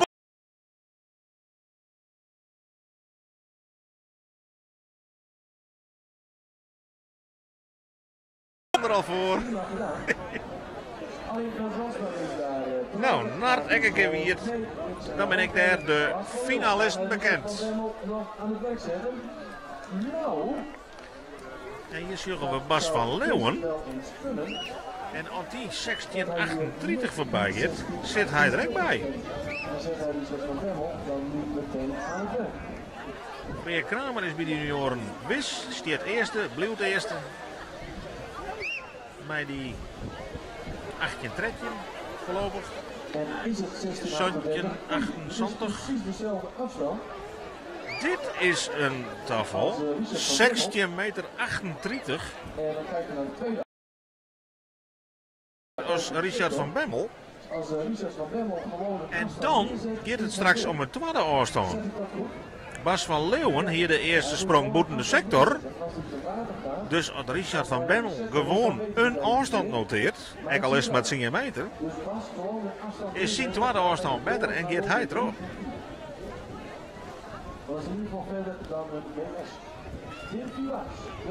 Dimfy Baas, die zal dan toch wel in de finale komen. Nou, dit is een mooi stuk verder.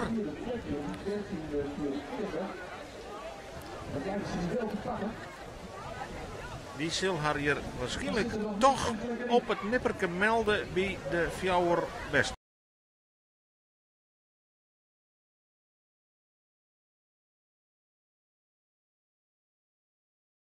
Het zal lukken, maar volgens mij komt ze er nu net overheen. Over die 44 van Wouter de Boer. Ja, 13 meter 85. Voor Dimfy Baas en daarmee pakt ze ook Julia van Eyck. Trekje 85 voor Dimfy van Rooyen zit ze voorlopig op het derde plak. Oh, sorry. En daarmee komt Julia van Eyck nu op plek 4 te liggen, 13 meter 74. En dat is dus de drempel voor Wendy Helmers. 13 meter 74 gaat dan ten koste dus van Julia van Eyck. Ja, deze jonge man, Richard van Bemmel, zie het zo mooi in de stok. Die nou de drompelafstand te wijzen voor de juniorenfinale. Zegt dat zijn collega Bas van Leeuwen precies lieke 4 sprong. Alleen die is in de eerste sprong boeten de sector geen afstand, dus hij hoeft alleen nog maar een afstand te leren. En dat doet er net. Dat doet er al. Ja, dat doet er. Dus hij is wis van het vierde plakje. Afstand doet er net zoveel op het nipperke terug naar de finale.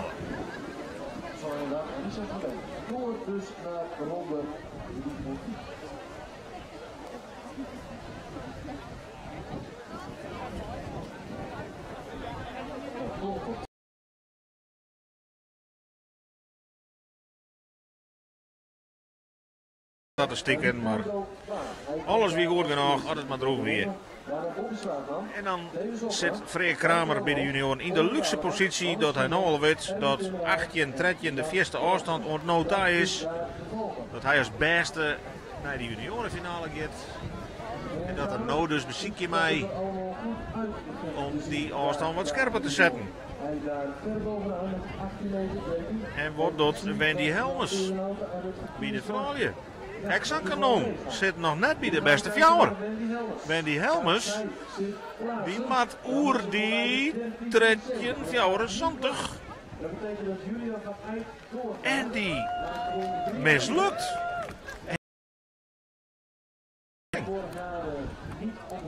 Ik XC, krijg als Jacco de Groot weer vrienden hier, winnaar van de NWM. En XC komt net in de finale. Dan kunnen we het allemaal spreken over verrassende ontwikkelingen. Nou, en we zijn er al lang net, want er komt een prachtige finale rond.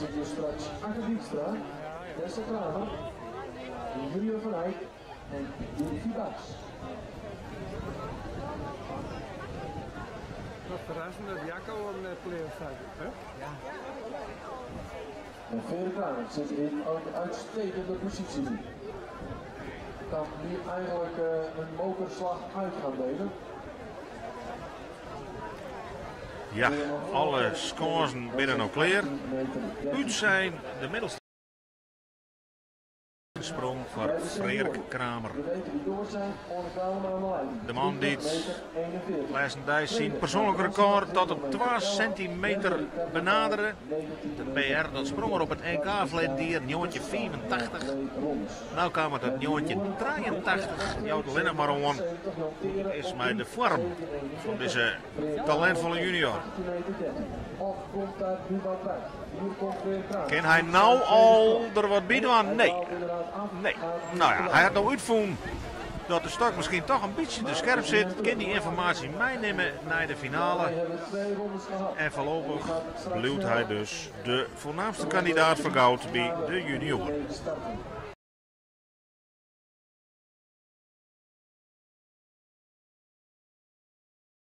Ricardo Vaai bij de senioren. Omdat natuurlijk de eerste twee afgevallen zijn. Culturele uitzending, het programma Jordi Burger. Ja. Maar dat is een Wiekensnij? Ja. Oké. En dat doe je alleen bij de scholars?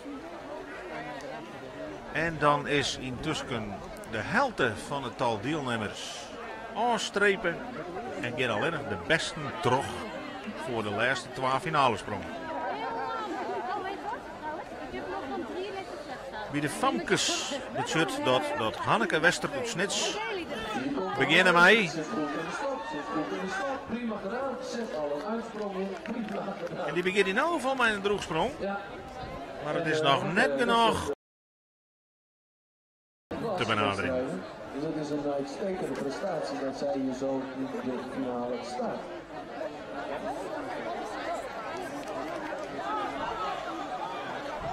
Oeh, ja, dan wordt er natuurlijk weinig, want het gaat nou echt om de eerste afstand.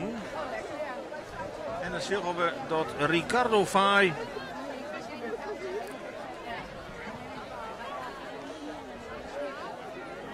hier eerst een weersprong noteert. Gaat daar te water in zijn derde sprong en dan zijn we beland bij Bobby Zwager. Op de middelste stand. Dus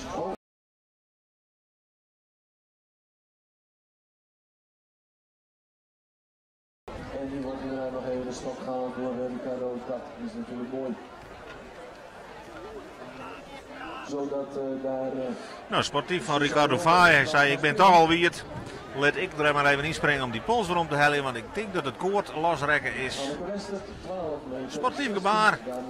Hij kan hem nou omklaaien. Hij mag nog een keer. Om de top 3, nu we weten dat je verplaatst bent, gaat het natuurlijk om de ereplaatsen. En dat geldt natuurlijk ook bij de senioren. Om Zwager ligt op 5 met 1887.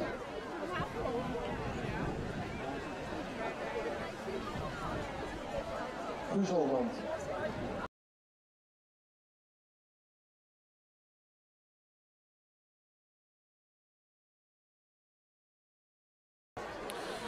Dus die 1488 van hem in de eerste 12 rondes, dat blijft voor eerst het vierde plak. Maar te later voor Guus en ja. En Stefan Bouwer, daar de volgende. Want laten we niet vergeten dat Stefan Bouwer daar gewoon bovenaan ligt in de wedstrijd. En ook al hebben we steeds dat gevoel, omdat we Reinier Overbeek kennen en natuurlijk tot verre dingen in staat is, dat je denkt van ja, daar gaat hij vast overheen. Zolang het niet gebeurt. Bobby Zwaagman. We zien de eerste finale sprong. Oeh, nee. Krijgt net. Hij ziet in de buurt van het derde punt, maar ja, de insprong wie al net al te lekker.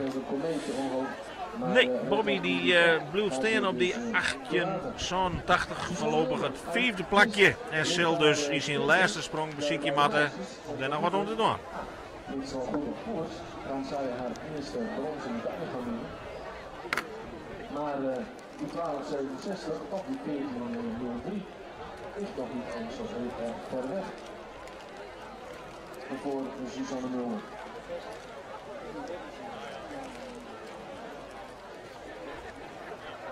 En Tevens Opera, daar bij de senioren. Op het nippertje. Gerecht daar. Daar bij de top 8. Dat mag je soms zeggen, want pech heeft Tevens Opera ook vaak genoeg gehad dat hij er af werd gesprongen. Dus dit mag dan ook een keer. Suzanne Mulder. Suzanne Mulder. Die liet toch weer een keurig sprongje zijn, hè? Zij die de nummer 3 in de voorronde en bleef dus de pakjes neer voorlopig. Maar het is ook op het shutter dat zij brons winnen kan dus op de NWM. En dat is op zich al een hele knappe prestatie van dit jonge vrouwtje.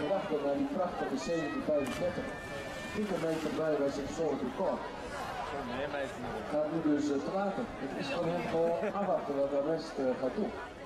Maar ook voor deze Broekstra, die voelt dat ook. Die 1735. Persoonlijk record, die Santjen 35 in zijn allereerste sprong. En laten we net via de voorlopers leiden er nog steeds mee onder leiding. Al zal dat na alle gedachten nog verbeterd worden kennen terug. Een Wisse Broekstra Bigelix, maar echt vooral terug een Reinier Overbeek, de man van het Nederlands record. Tevens Hopma. Oeh, we gaan erheen. Nou, hij gaat in elk geval iets zo. Hard het droeg. Maar Siert krijgt net goed genoeg in de stok. Hij had nog 1 sprong oer. De man die op het nipperke dus 8e plak voor deze finale hellen. Hij leeft nog. Dus het is daar nog niet uitgesprongen. Soms heb je daar de afstand, als er een 21 meter staat, ja, dan wordt het erg lastig en dan is het eigenlijk wel bepaald. Maar dat is het in dit geval nog niet. 12:47 kunnen we noteren voor Suzanne Mulder en Bette Vlas. Zij zou ook moeten toeslaan nu om Demi Grootheden weer aan het werk te zetten. Jaarlijker interessante kandidaten op de verschillende batten. Bente Vlas bij de Famkes Bigelix.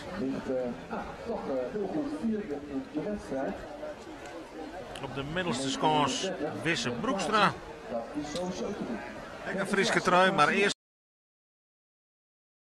een statement meisje. Nee, ze gaat te volle uit koers en blijft voorlopig op het tweede plak staan. Maar gisteren buiten post deed ze het ook in de laatste sprong. Dus het kan allemaal nog.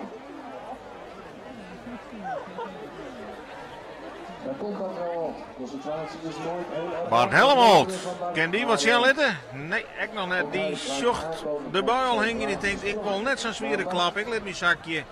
Ik weig je alles voor mijn laatste sprong.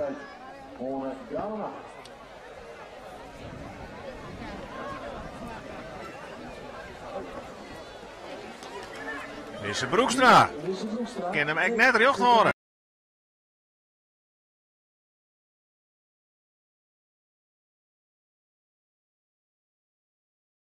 Voor de 712 kan heel dicht in de buurt. Kan er nu ver overheen gaan.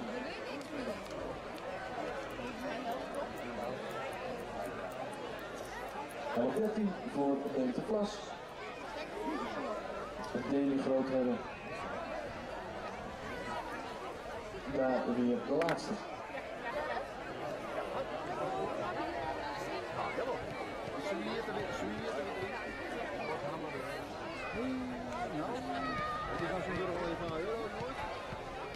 Broekse 3 in de munt. 5 munten voor mij daar weer op. En ik heb van Morgana, hij staat klaar met het, is bezig met het zetten van zijn stok. Staat er heel erg goed voor. Ja, maar ik zit er net. Oh ja. Ik net zo goed. Weet dat er nog vele aankomen. En dan is het voor ook goed op breed, 2054. Met Erwin Timmerhuis. De winnaar van 2016, 2046. Maar het helemaal noteerde voor de statistieken nog tolve 58. Maar hij stiert mij die jongetje 21 van hem nog altijd op de vierde plak. Ziet dat andere meiden eigenlijk niet in de buurt komen. Dus als zij nu richting de 15 meter kan gaan, dan kan het eigenlijk niet meer misgaan. Die komt even groter. De leidster bij de vrouwen blijft onder leiding, maar noteert nou een wierpak. Die 14 meter traaien van haar is nog altijd de beste stand. Tweede Petervlas 1267. Ja, en dan de klassementsleider, de verrassende koprenner Arne Galema. De man die het eigenlijk echt al 2 jaar lang stappen wie maar het nou dit seizoen toch weer even oppikt voor een simmerke. Wat zit er misschien nog in? Nee, hij had nou te volle wegen. Wie het sprongje, maar hij stiert nog altijd boven aan voor die titel van de NFM. Op plek 2, 17-12. Maar daar zal hij niet genoeg van nemen. Bij de jonkjes. Zeg ik een beetje oneerbiedig. De jongens. 9 meter 81 noteerde er hier op NFM Vlinier. Een heel dik jongensrecord. Nederlands record. En hier komt er echt maar in de buurt. Maar ja, let het maar eens even zien op partij zelf. Voorlopig zit er tweede. Reinier Overbeek. Nou, als je dit klikt het al een heel stuk beter. Ja, ja. Hij liet even zien wat er in de bouten had. Waaieren richting het balsje van de junioren. Dat leidt een stuk verder als binnen jongens, maar hij neemt je de leiding hoor hè. We zijn hier dus voorbij de 17,5 meter. Maar nog wel.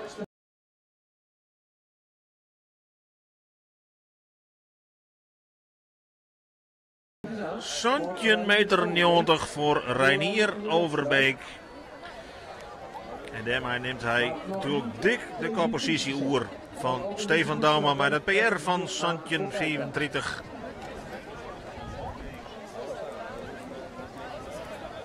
Akker Dijkstra staat klaar voor Maasprong. Ze ligt tweede daar, 14:45. Akker Dijkstra bij de vrouwen.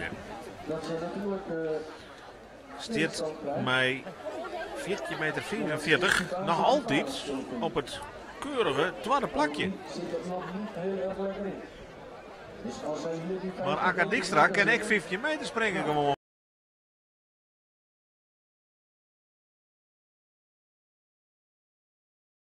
Bloedt het voorlopig bij het zilver. Het zal toch niet. Maar het mag hoor.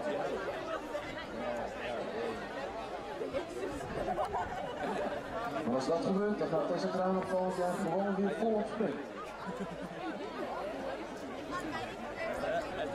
Hannes Kerjon, kan die hem nog verbeteren? Hannes Kerjon, kan er hem een keer jocht hoe krijgen? Nee hè, bij lange na net. Nee, ik Hannes let het omkomen op de allerlaatste sprong.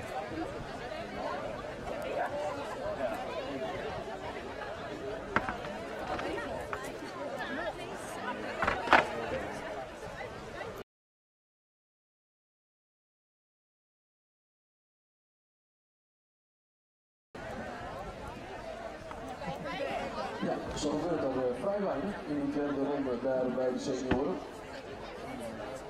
Hopelijk kan Erwin Timmerhuis daar verandering in brengen. Om een goede afstand daar neer te zetten en te gebruiken. Maar de juniorenfinale, die gaat ook los. Met Jan Terenhouten, want daar is het natuurlijk nog lang niet uitgekomen. Jan Terenhouten is ex junior dit roemboer een jongetje meter ken. Leer dat al verschillende keren zien. Gaan uit Canada waarom voor het oerde jongetje 40. Maar zit het er joetek in? Nou, net in deze sprong.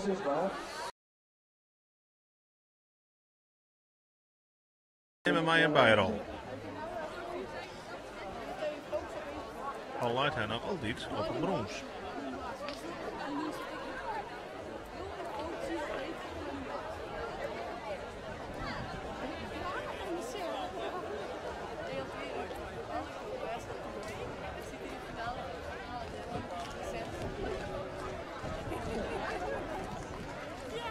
Tessa Kramer dan daar bij de dames. Al allereerste sprong, de 1466. Dus dat doet er nog steeds daar de verste.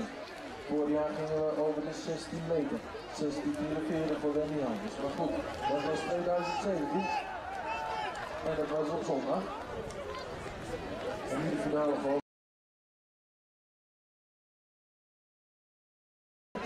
Erwin Timmerarens. Kijk, een jongen die geregeld over die 20 meter springt, maar net in deze sprong. Dat betekent dat wij even zien naar Tessa Kramer, die nog altijd de leidster bij de vrouwen. Zeer verrassend. Die 14 meter 66 is nog altijd goed voor het eerste plak. En dat wil ze dit seizoen helemaal net actief mee hebt in de competitie, maar het dus absoluut net verleerd is.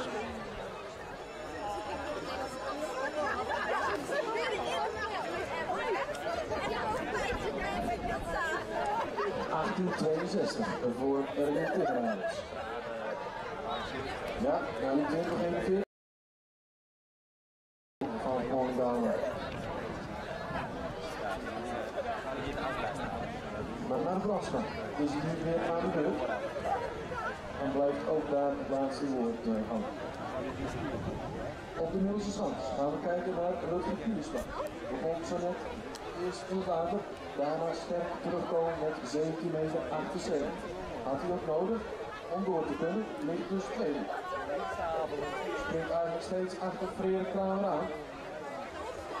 Maar we zal nu zelf ook eens een keer aan Frederik Kramer voorbij moeten gaan. Maar dat gaat niet lukken. In deze sprong en gaat hier ook Er is een soort hichte, soort dreiging in die start, maar Rutger Piersma kan hem net op koers houden.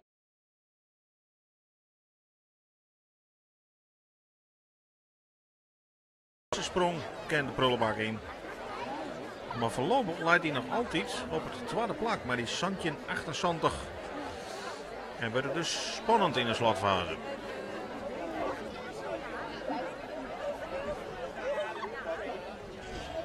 Ja, je kan het niet plannen. Je kan van tevoren zeggen, wow, we hebben alle toppers in de finale. Dit moet natuurlijk een hele goede wedstrijd worden. Naar Bronsma.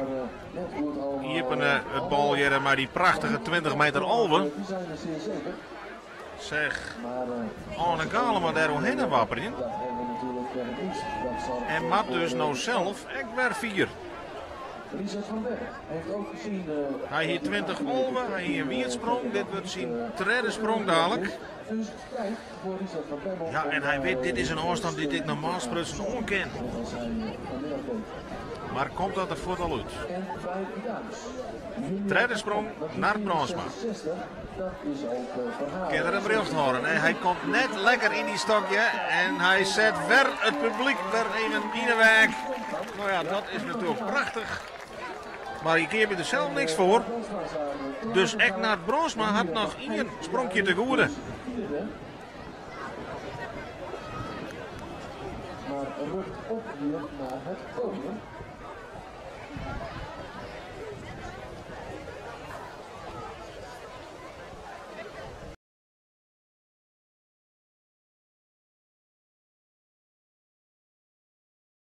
Voor Julia van Eyck.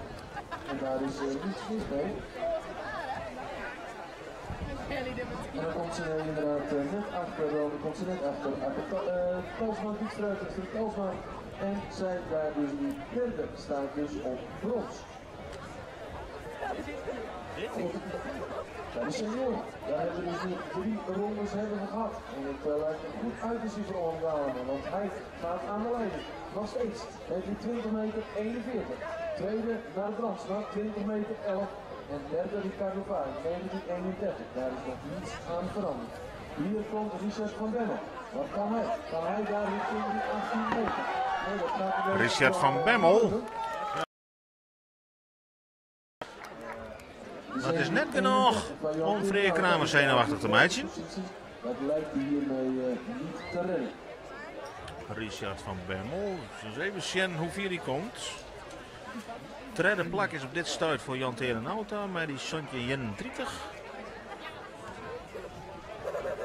Tweede is Rutger Piersma bij de junioren. 16-93 voor Richard van Bemmel. Dat betekent dat hij op het vierde plak hing in bloed verloopt. In een goede positie daar als laatste in het deelnemersveld. Ligt dus nu vierde met 13,85.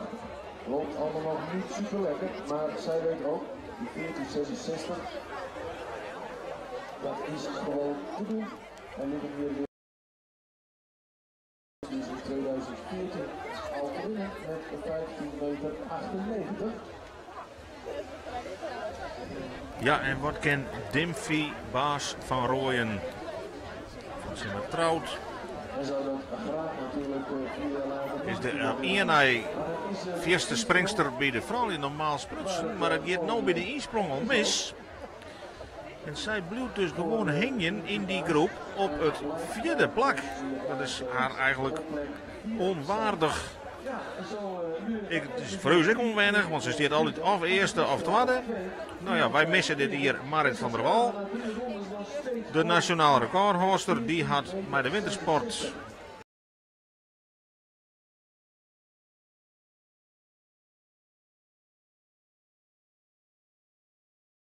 van Holland, maar ook van Nederland eigenlijk. Wilst de dame die het verleden hier de titel won, Wendy Helmes uit IJsselstein, de eerste vrouwen naar die inzellen, Dimfy van Rooyen vierde stiert, constateren we hem toch wel met lichte verbazing dat Tessa Kramer, die net eens actief is in de competitie, dat die gewoon bovenop stiert voorlopig. En er is nog één rondje te gaan. Dat wordt voor vooral Tessa Kramer een hele spannende laatste ronde. Dat is wel eens wat nodig, maar goed. Als u het nu gewoon al een hele verre neer kan zetten. Freek Kramer. Als u nu een hele verre neer kan zetten, maar die kan hem net verbeteren.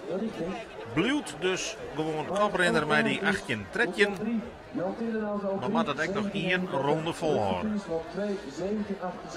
En dat betekent dat we nou op alle kansen de 8 laatste sprongen noteren. Hierna wordt het aanstreekje.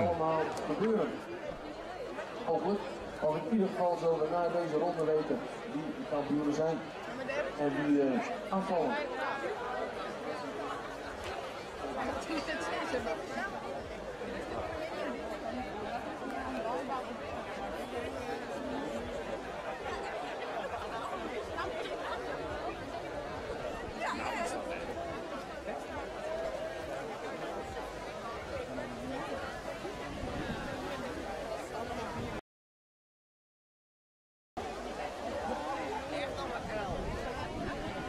Guus Hoogland.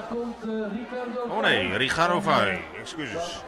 Nou, dat betekent dat bij de senioren in elk geval 1 man minder in beeld is voor de prijzen. Ricardo Vai begon heel sterk aan de wedstrijd met die nieuwtje 31. Steert nog altijd op brons trouwens. Maar maakt nou in de wachtkamer. Nog zo'n man naar hem kunnen daar verhoringen brengen.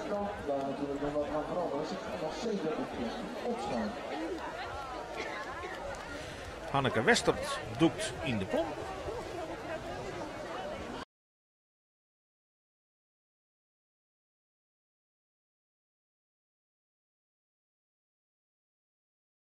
En ook hij weet daar dat het derde plekje. Dat ligt daar op Mrs. Lukstra, 15,36 meter. Dus over de komen 17,5, 17,51. En als soms het ene er niet in zit, dan is er altijd nog wel een derde plekje zodat je kan opschuiven. Dus het is zeer knap om dat nog te doen.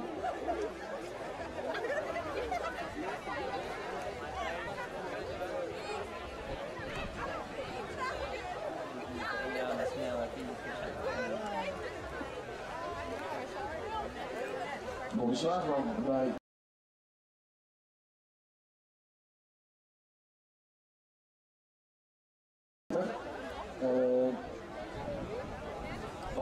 is natuurlijk voor hem zeker nog te doen. We gaan kijken naar Guus Hoogland. Guus Hoogland. Die besluit zijn finale hier met een wierd pak. En daarmee En dat betekent weet Stefan Douwma zeker dat dat hij vierde wordt op deze finale. Dus dat het podium in elk geval bekend is bij de junioren, bij de jongens. Maar ik zei Stefan Douwma met die Santje 34. We hier natuurlijk Reinier Overbeek met die Santje 90. Wilst Bobby Zwaagman voor de tweede keer erin doet. Geleerd met de NMM. Hij bloedt voorlopig op het vijfde plaksteen. 1267 voor de als dus ook onder haar klimmen. In haar laatste meisjesjaar. Dat is natuurlijk ook daar niet met de titel. 1264 voor Susanne Mulder. Redt dat dus net niet. Maar weet daar dus wel het derde plek te pakken.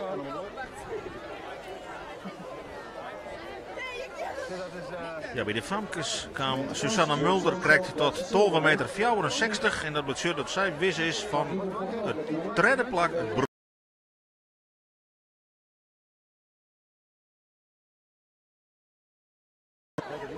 Of neem die al kampioen is, of dat ze er nog gaan strijden. Want ook waarschijnlijk is het ook de laatste jaren bij de meisjes. Denk ik, weet ik niet zeker, maar denk het wel. En zal je natuurlijk weer laatste jaar ook deze titel. Tevens Hopma voor zijn laatste kans, jong. Staat op de achtste plak. Kan hij nog wat opscoren? Bij de senioren. Ja, die 2041, de klappen aanstaan, die had hij dit direct al gehad. Sterker nog, 2090 had hij al gehad. Hier op het Heidenskip. Zien nieuwe PR dat er naar zo'n hier maar eerst.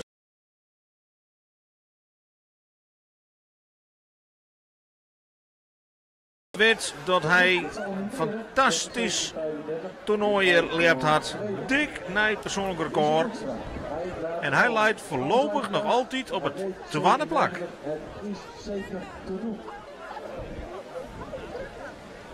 Tevens Hopma, zijn laatste finale sprong. Kan hij nog één keer die pols de goede kant uit krijgen? Nee, slag het net. Hopma eindigt op het achtste plak.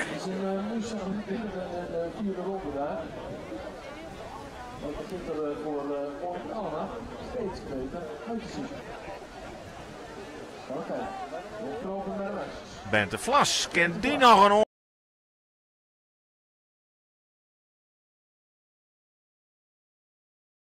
het zilver bij de Famkes. En dan is de eerste NMM kampioene bekend, namelijk Demi Grootherde uit Jaarsveld. Wat ze echt docht, zij is winnares. Zij hier al 14-0 mij nog één keer springen, maar zij is de beste bij de Famkes.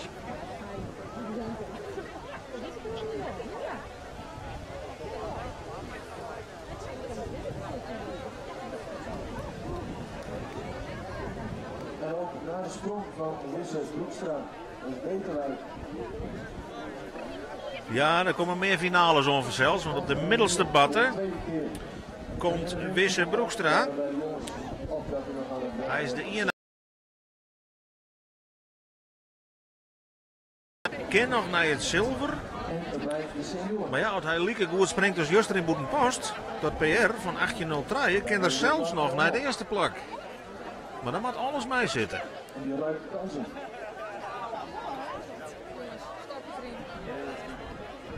Om 2041, dat blauwe balletje. En naast Wisse Broekstra staat Bart Helmholt. Wisse Broekstra gaat eerst. Ken die nog één keer? Nee hè. Daar kan er niks meer om verhoren. En die wint dus zilver hier in het Heidenskip. Keurige prestatie trouwens, hè? Sowieso 17 meter 90. Nou, we kunnen nu alle rennen wel los. Bart Helmholt in de laatste finale. Hij doet echt het bommetje de andere kant uit. En dan is het A-streekje nou echt begonnen. Bart blijft voorlopig op het vierde plak staan. Correct boeten het podium. En dat is op zich voor iemand die tot 2 stappen is een hele goede prestatie, mag ik zeggen.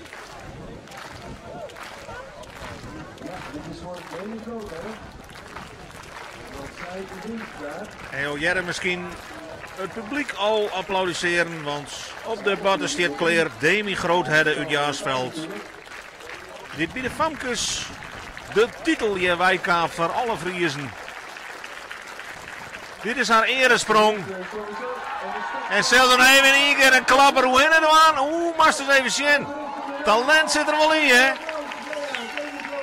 Zij is hier de eerste NFM-kampioene bij de Famkes.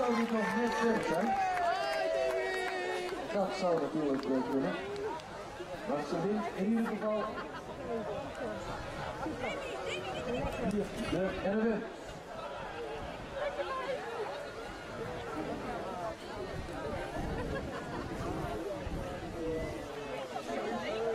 Ik dacht al, nou die hebben we van. Hier vandaag mensen erop. Dat is wel. We wachten even wat de afstand is. Kunnen ze de titel nog meer glans aan. De titel is natuurlijk al lang en breed binnen. Mijn keurige 4-0-3. En die laatste afstand wordt net eens meer opmeten, want die weer boeten de sector. Want weer verder een hele mooie sprong. Zij had dus het eerste goudje. En er komen meer kandidaten nou. Ja, hier op de middelste badden is het ook al bekend.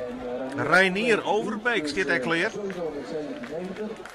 Die is echt al winnaar bij de jongens. Maar we hebben ook Arne Galema. En die staat nog altijd op het eerste plak. Alleen nog daar komen nog een paar jongens achterom.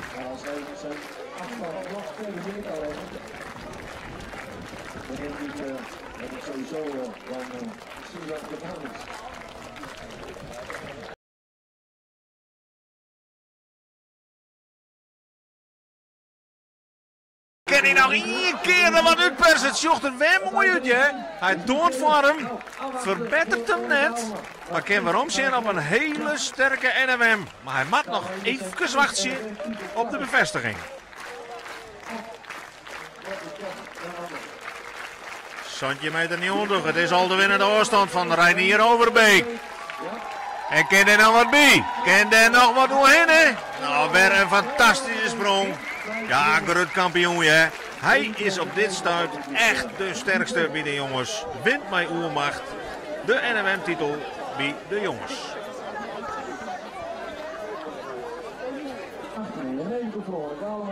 Is weer een wat anders dan die nachtsprongen buiten de sectoren. En Anne Dijkstra, zij gaat daar praten en staat nog steeds daar op zilver. En dan zien we de kringen in het wetter. Daaronder tussenuit komt Akke Dijkstra. Die gaat hier dus te wetter.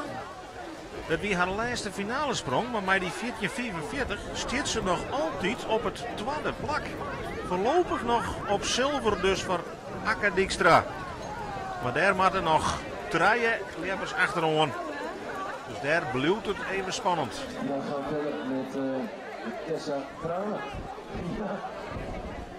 Wist we voor Arne Galema nog even 8,91 meter noteren kennen. Die had een hele knappe serie delzet van de jongen. Maar die uitzitter, prachtige sprong met die uitsprong van 20.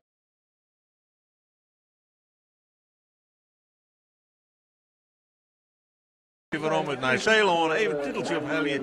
En we beginnen er net, want hij had hem ook al geplaatst voor het FK. Ja, en als er daar één keer is, dan is ook alles weer mogelijk. Alle paarden gezegd, alle 3 heel goed voorbij die 20 meter 41. Maar dan zal het nu wel echt niet gaan gebeuren.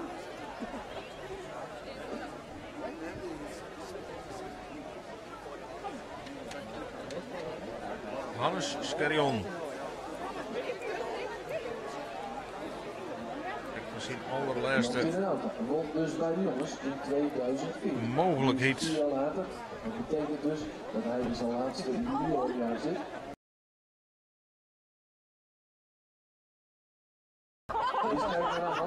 Hannes Carillon. Leidt. Oh, die had een volslijne misgreep. Klapt in de stok. Oh ja, dan is alles oer. Ja, dit is even balen. Het lijkt erop dat er misschien wel wat over die batten heen stapte. Controle kwijt. En hier ondertussen liet Tessa Kramer zien dat ze net van niks boven ons zit, want dit is weer een vierde sprong. Een van de grote verrassingen hier. Ze had een schok lief, had er even een uitlijn met een studie.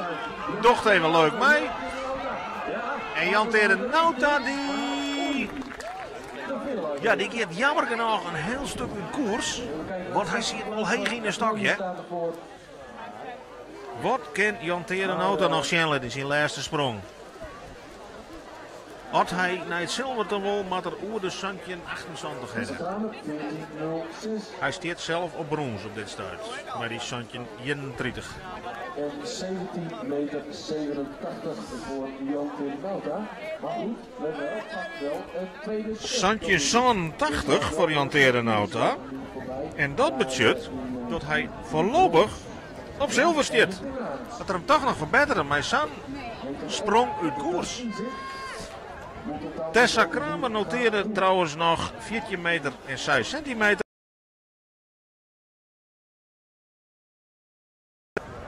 En zit nu in de wachtkamer, want er komen nog 12 vrouwen die de verhoring inbrengen kunnen. Julian van Eyck.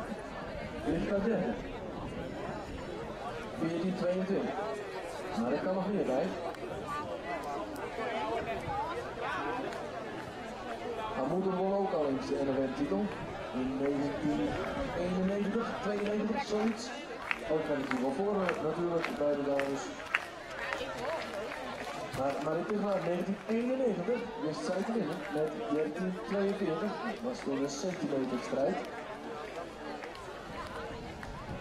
En ook komt Julia nu waarschijnlijk op het podium. Erwin Timmerarens. Wat dan zij?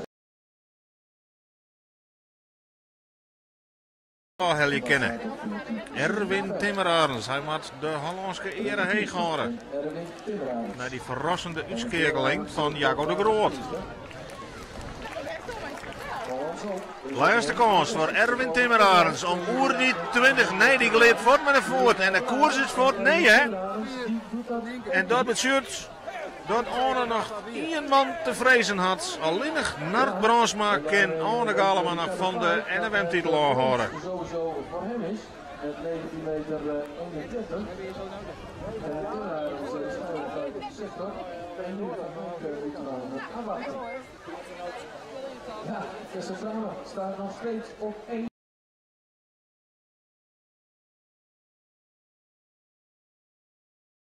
Dat plakje krijgt kwijtrekken. Oh, Jan Teren Nauta. Zullen dat we weer ompakken? Oh, wat is dit weer seconde? Hij doet hetzelfde weer. Hij gaat fieste 4 uit koers. En hij moet dus voorlopig genoegen nemen bij het brons. Kan daar nog verandering in brengen.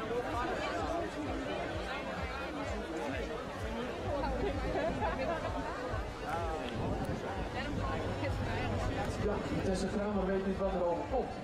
Als het straks niet gaat lukken voor dit baas, dan mocht het niet lukken. Komen we zelfs bij de absolute climax van de jong.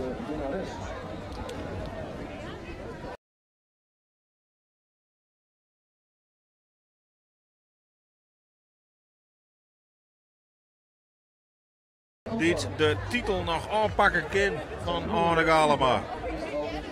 Ze is sowieso wist van goud en zilver, maar in welke volgorde? Vaak tweede of derde stek. Maar zal het nu moeten gaan doen. Het is naast of Anne Galema, dat maakt het dan ook wel heel erg bijzonder. Als Anne Galema hier even terugkomt uit Nieuw-Zeeland. En dan gewoon inderdaad hier in de wegtitel pakt. Gewoon in het vliegtuig nemen. En 3 maanden springen. En hoppakee. Nart Bransma.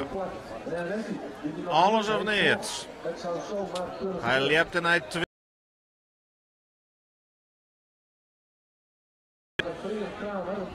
Anne Anne Galeman die hebt de 30 centimeter verder. En stiert nog op goud. Die is clear. Naar Bronsma, maar nog één keer. Maar het is wel een scenario. Het blijft zilver of het wordt goud. De absolute climax hier op het Heidenskip NWM 2018. Die jubileumeditie. 30ste keer. Dan willen ze alle drie zien. Eerst Richard van Beppel, want hierna weten we of Leo Kramer het wint. Eerst gaan we kijken naar Nart Brandsma. Nart Bronsma, zijn laatste finale sprong. Kan hij hem recht houden? Nee, absoluut niet. En dan is het Anne Galema, die even waarom is op vakantie uit Nieuw-Zeeland, die hier de NWM pakt. En dat is vanzelfs een daverende verrassing. Ik denk het niet. Maar we wachten het wel af. We kunnen het gewoon niet goed zien. Maar dit is niet veel hoor. Maar we gaan eens even zien wat het digitale meetsysteem zegt, inderdaad. Wat het wordt. Want even Timmerhaar op Tinkerbaas is buiten de sector. Oh! En dan komt hier nog een daverende verrassing. Want dit is Tessa Kramer van het Heidenskipje. Hè? En die wint hier de NWM bij de vrouwen. Want Dimfie van Rooyen belonen boeten de sector. En dit...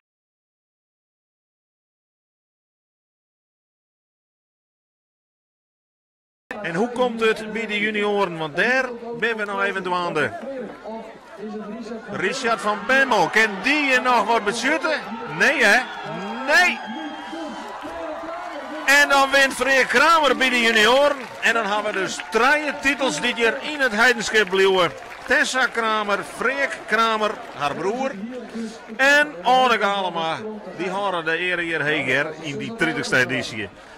En dan hebben we toch prachtige sport, jongen. Freek Kramer, mij nog een keer trouwens. Maar ik weet niet of hij dat doet. Hij zou dan de laatste wezen. En dat doet natuurlijk niet zonder aan de prestaties van hier overwegen tegen de grootheden. Want die maken wel een vaak.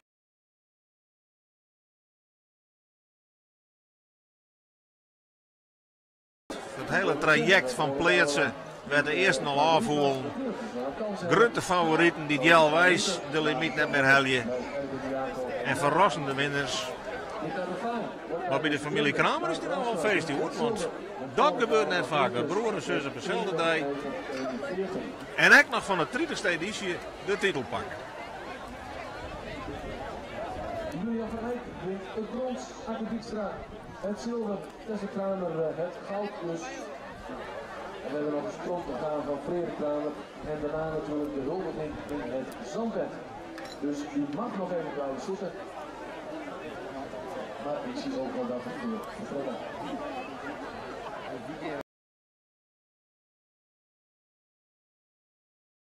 die voor de bus zitten nog wel verzoeken om te gaan zitten, zodat we de sprong van Frederik straks nog wel kunnen bekijken. En dan zien we er niks van. En die weer willen we Frederik natuurlijk wel geven. Hij won vorig jaar ook met 1777 en nu dus ook hier weer in 2018 in zijn laatste juniorjaar.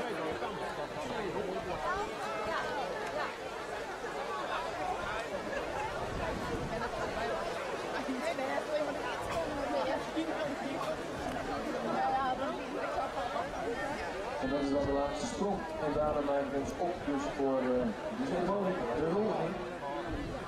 En we zijn heel benieuwd.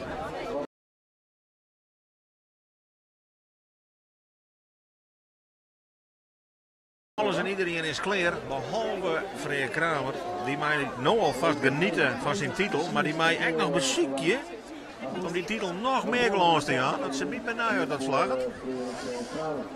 Hij mij hier het kampioenenbal aansluiten op zijn thuisbatter. Heel bijzonder. Hij krijgt zien dat zijn oudere zuster voor het eerst in haar leven weer de NWM wint. En op dezelfde dag pakt hij echt de titel. In Huizen Kramer is het in ieder geval feest, joh. Hier in het hele Heidenskip, want 3 titels in eigen huis horen, dat is ongekend.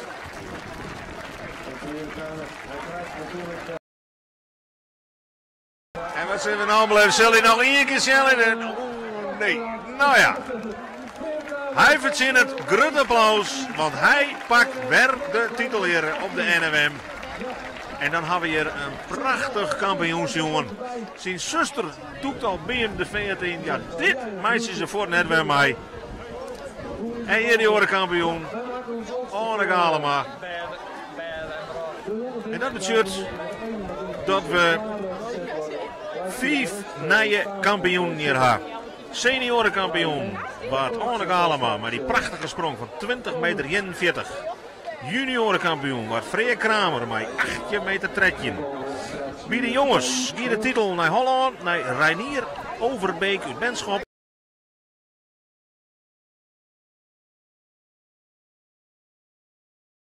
In Holland, Demi Grootherde uit Jaarsveld won met 14-0-3.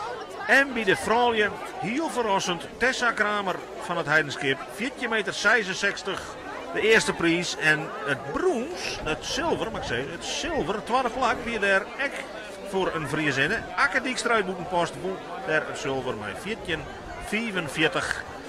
En het brons daar weer voor Julia van Eyck uit Haastrecht.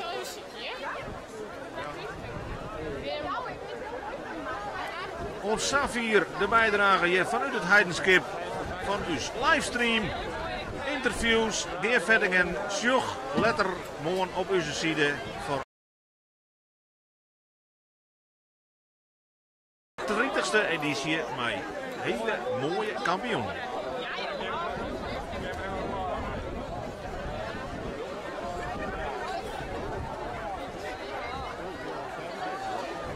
Eigenlijk zoek ik nog even nog op.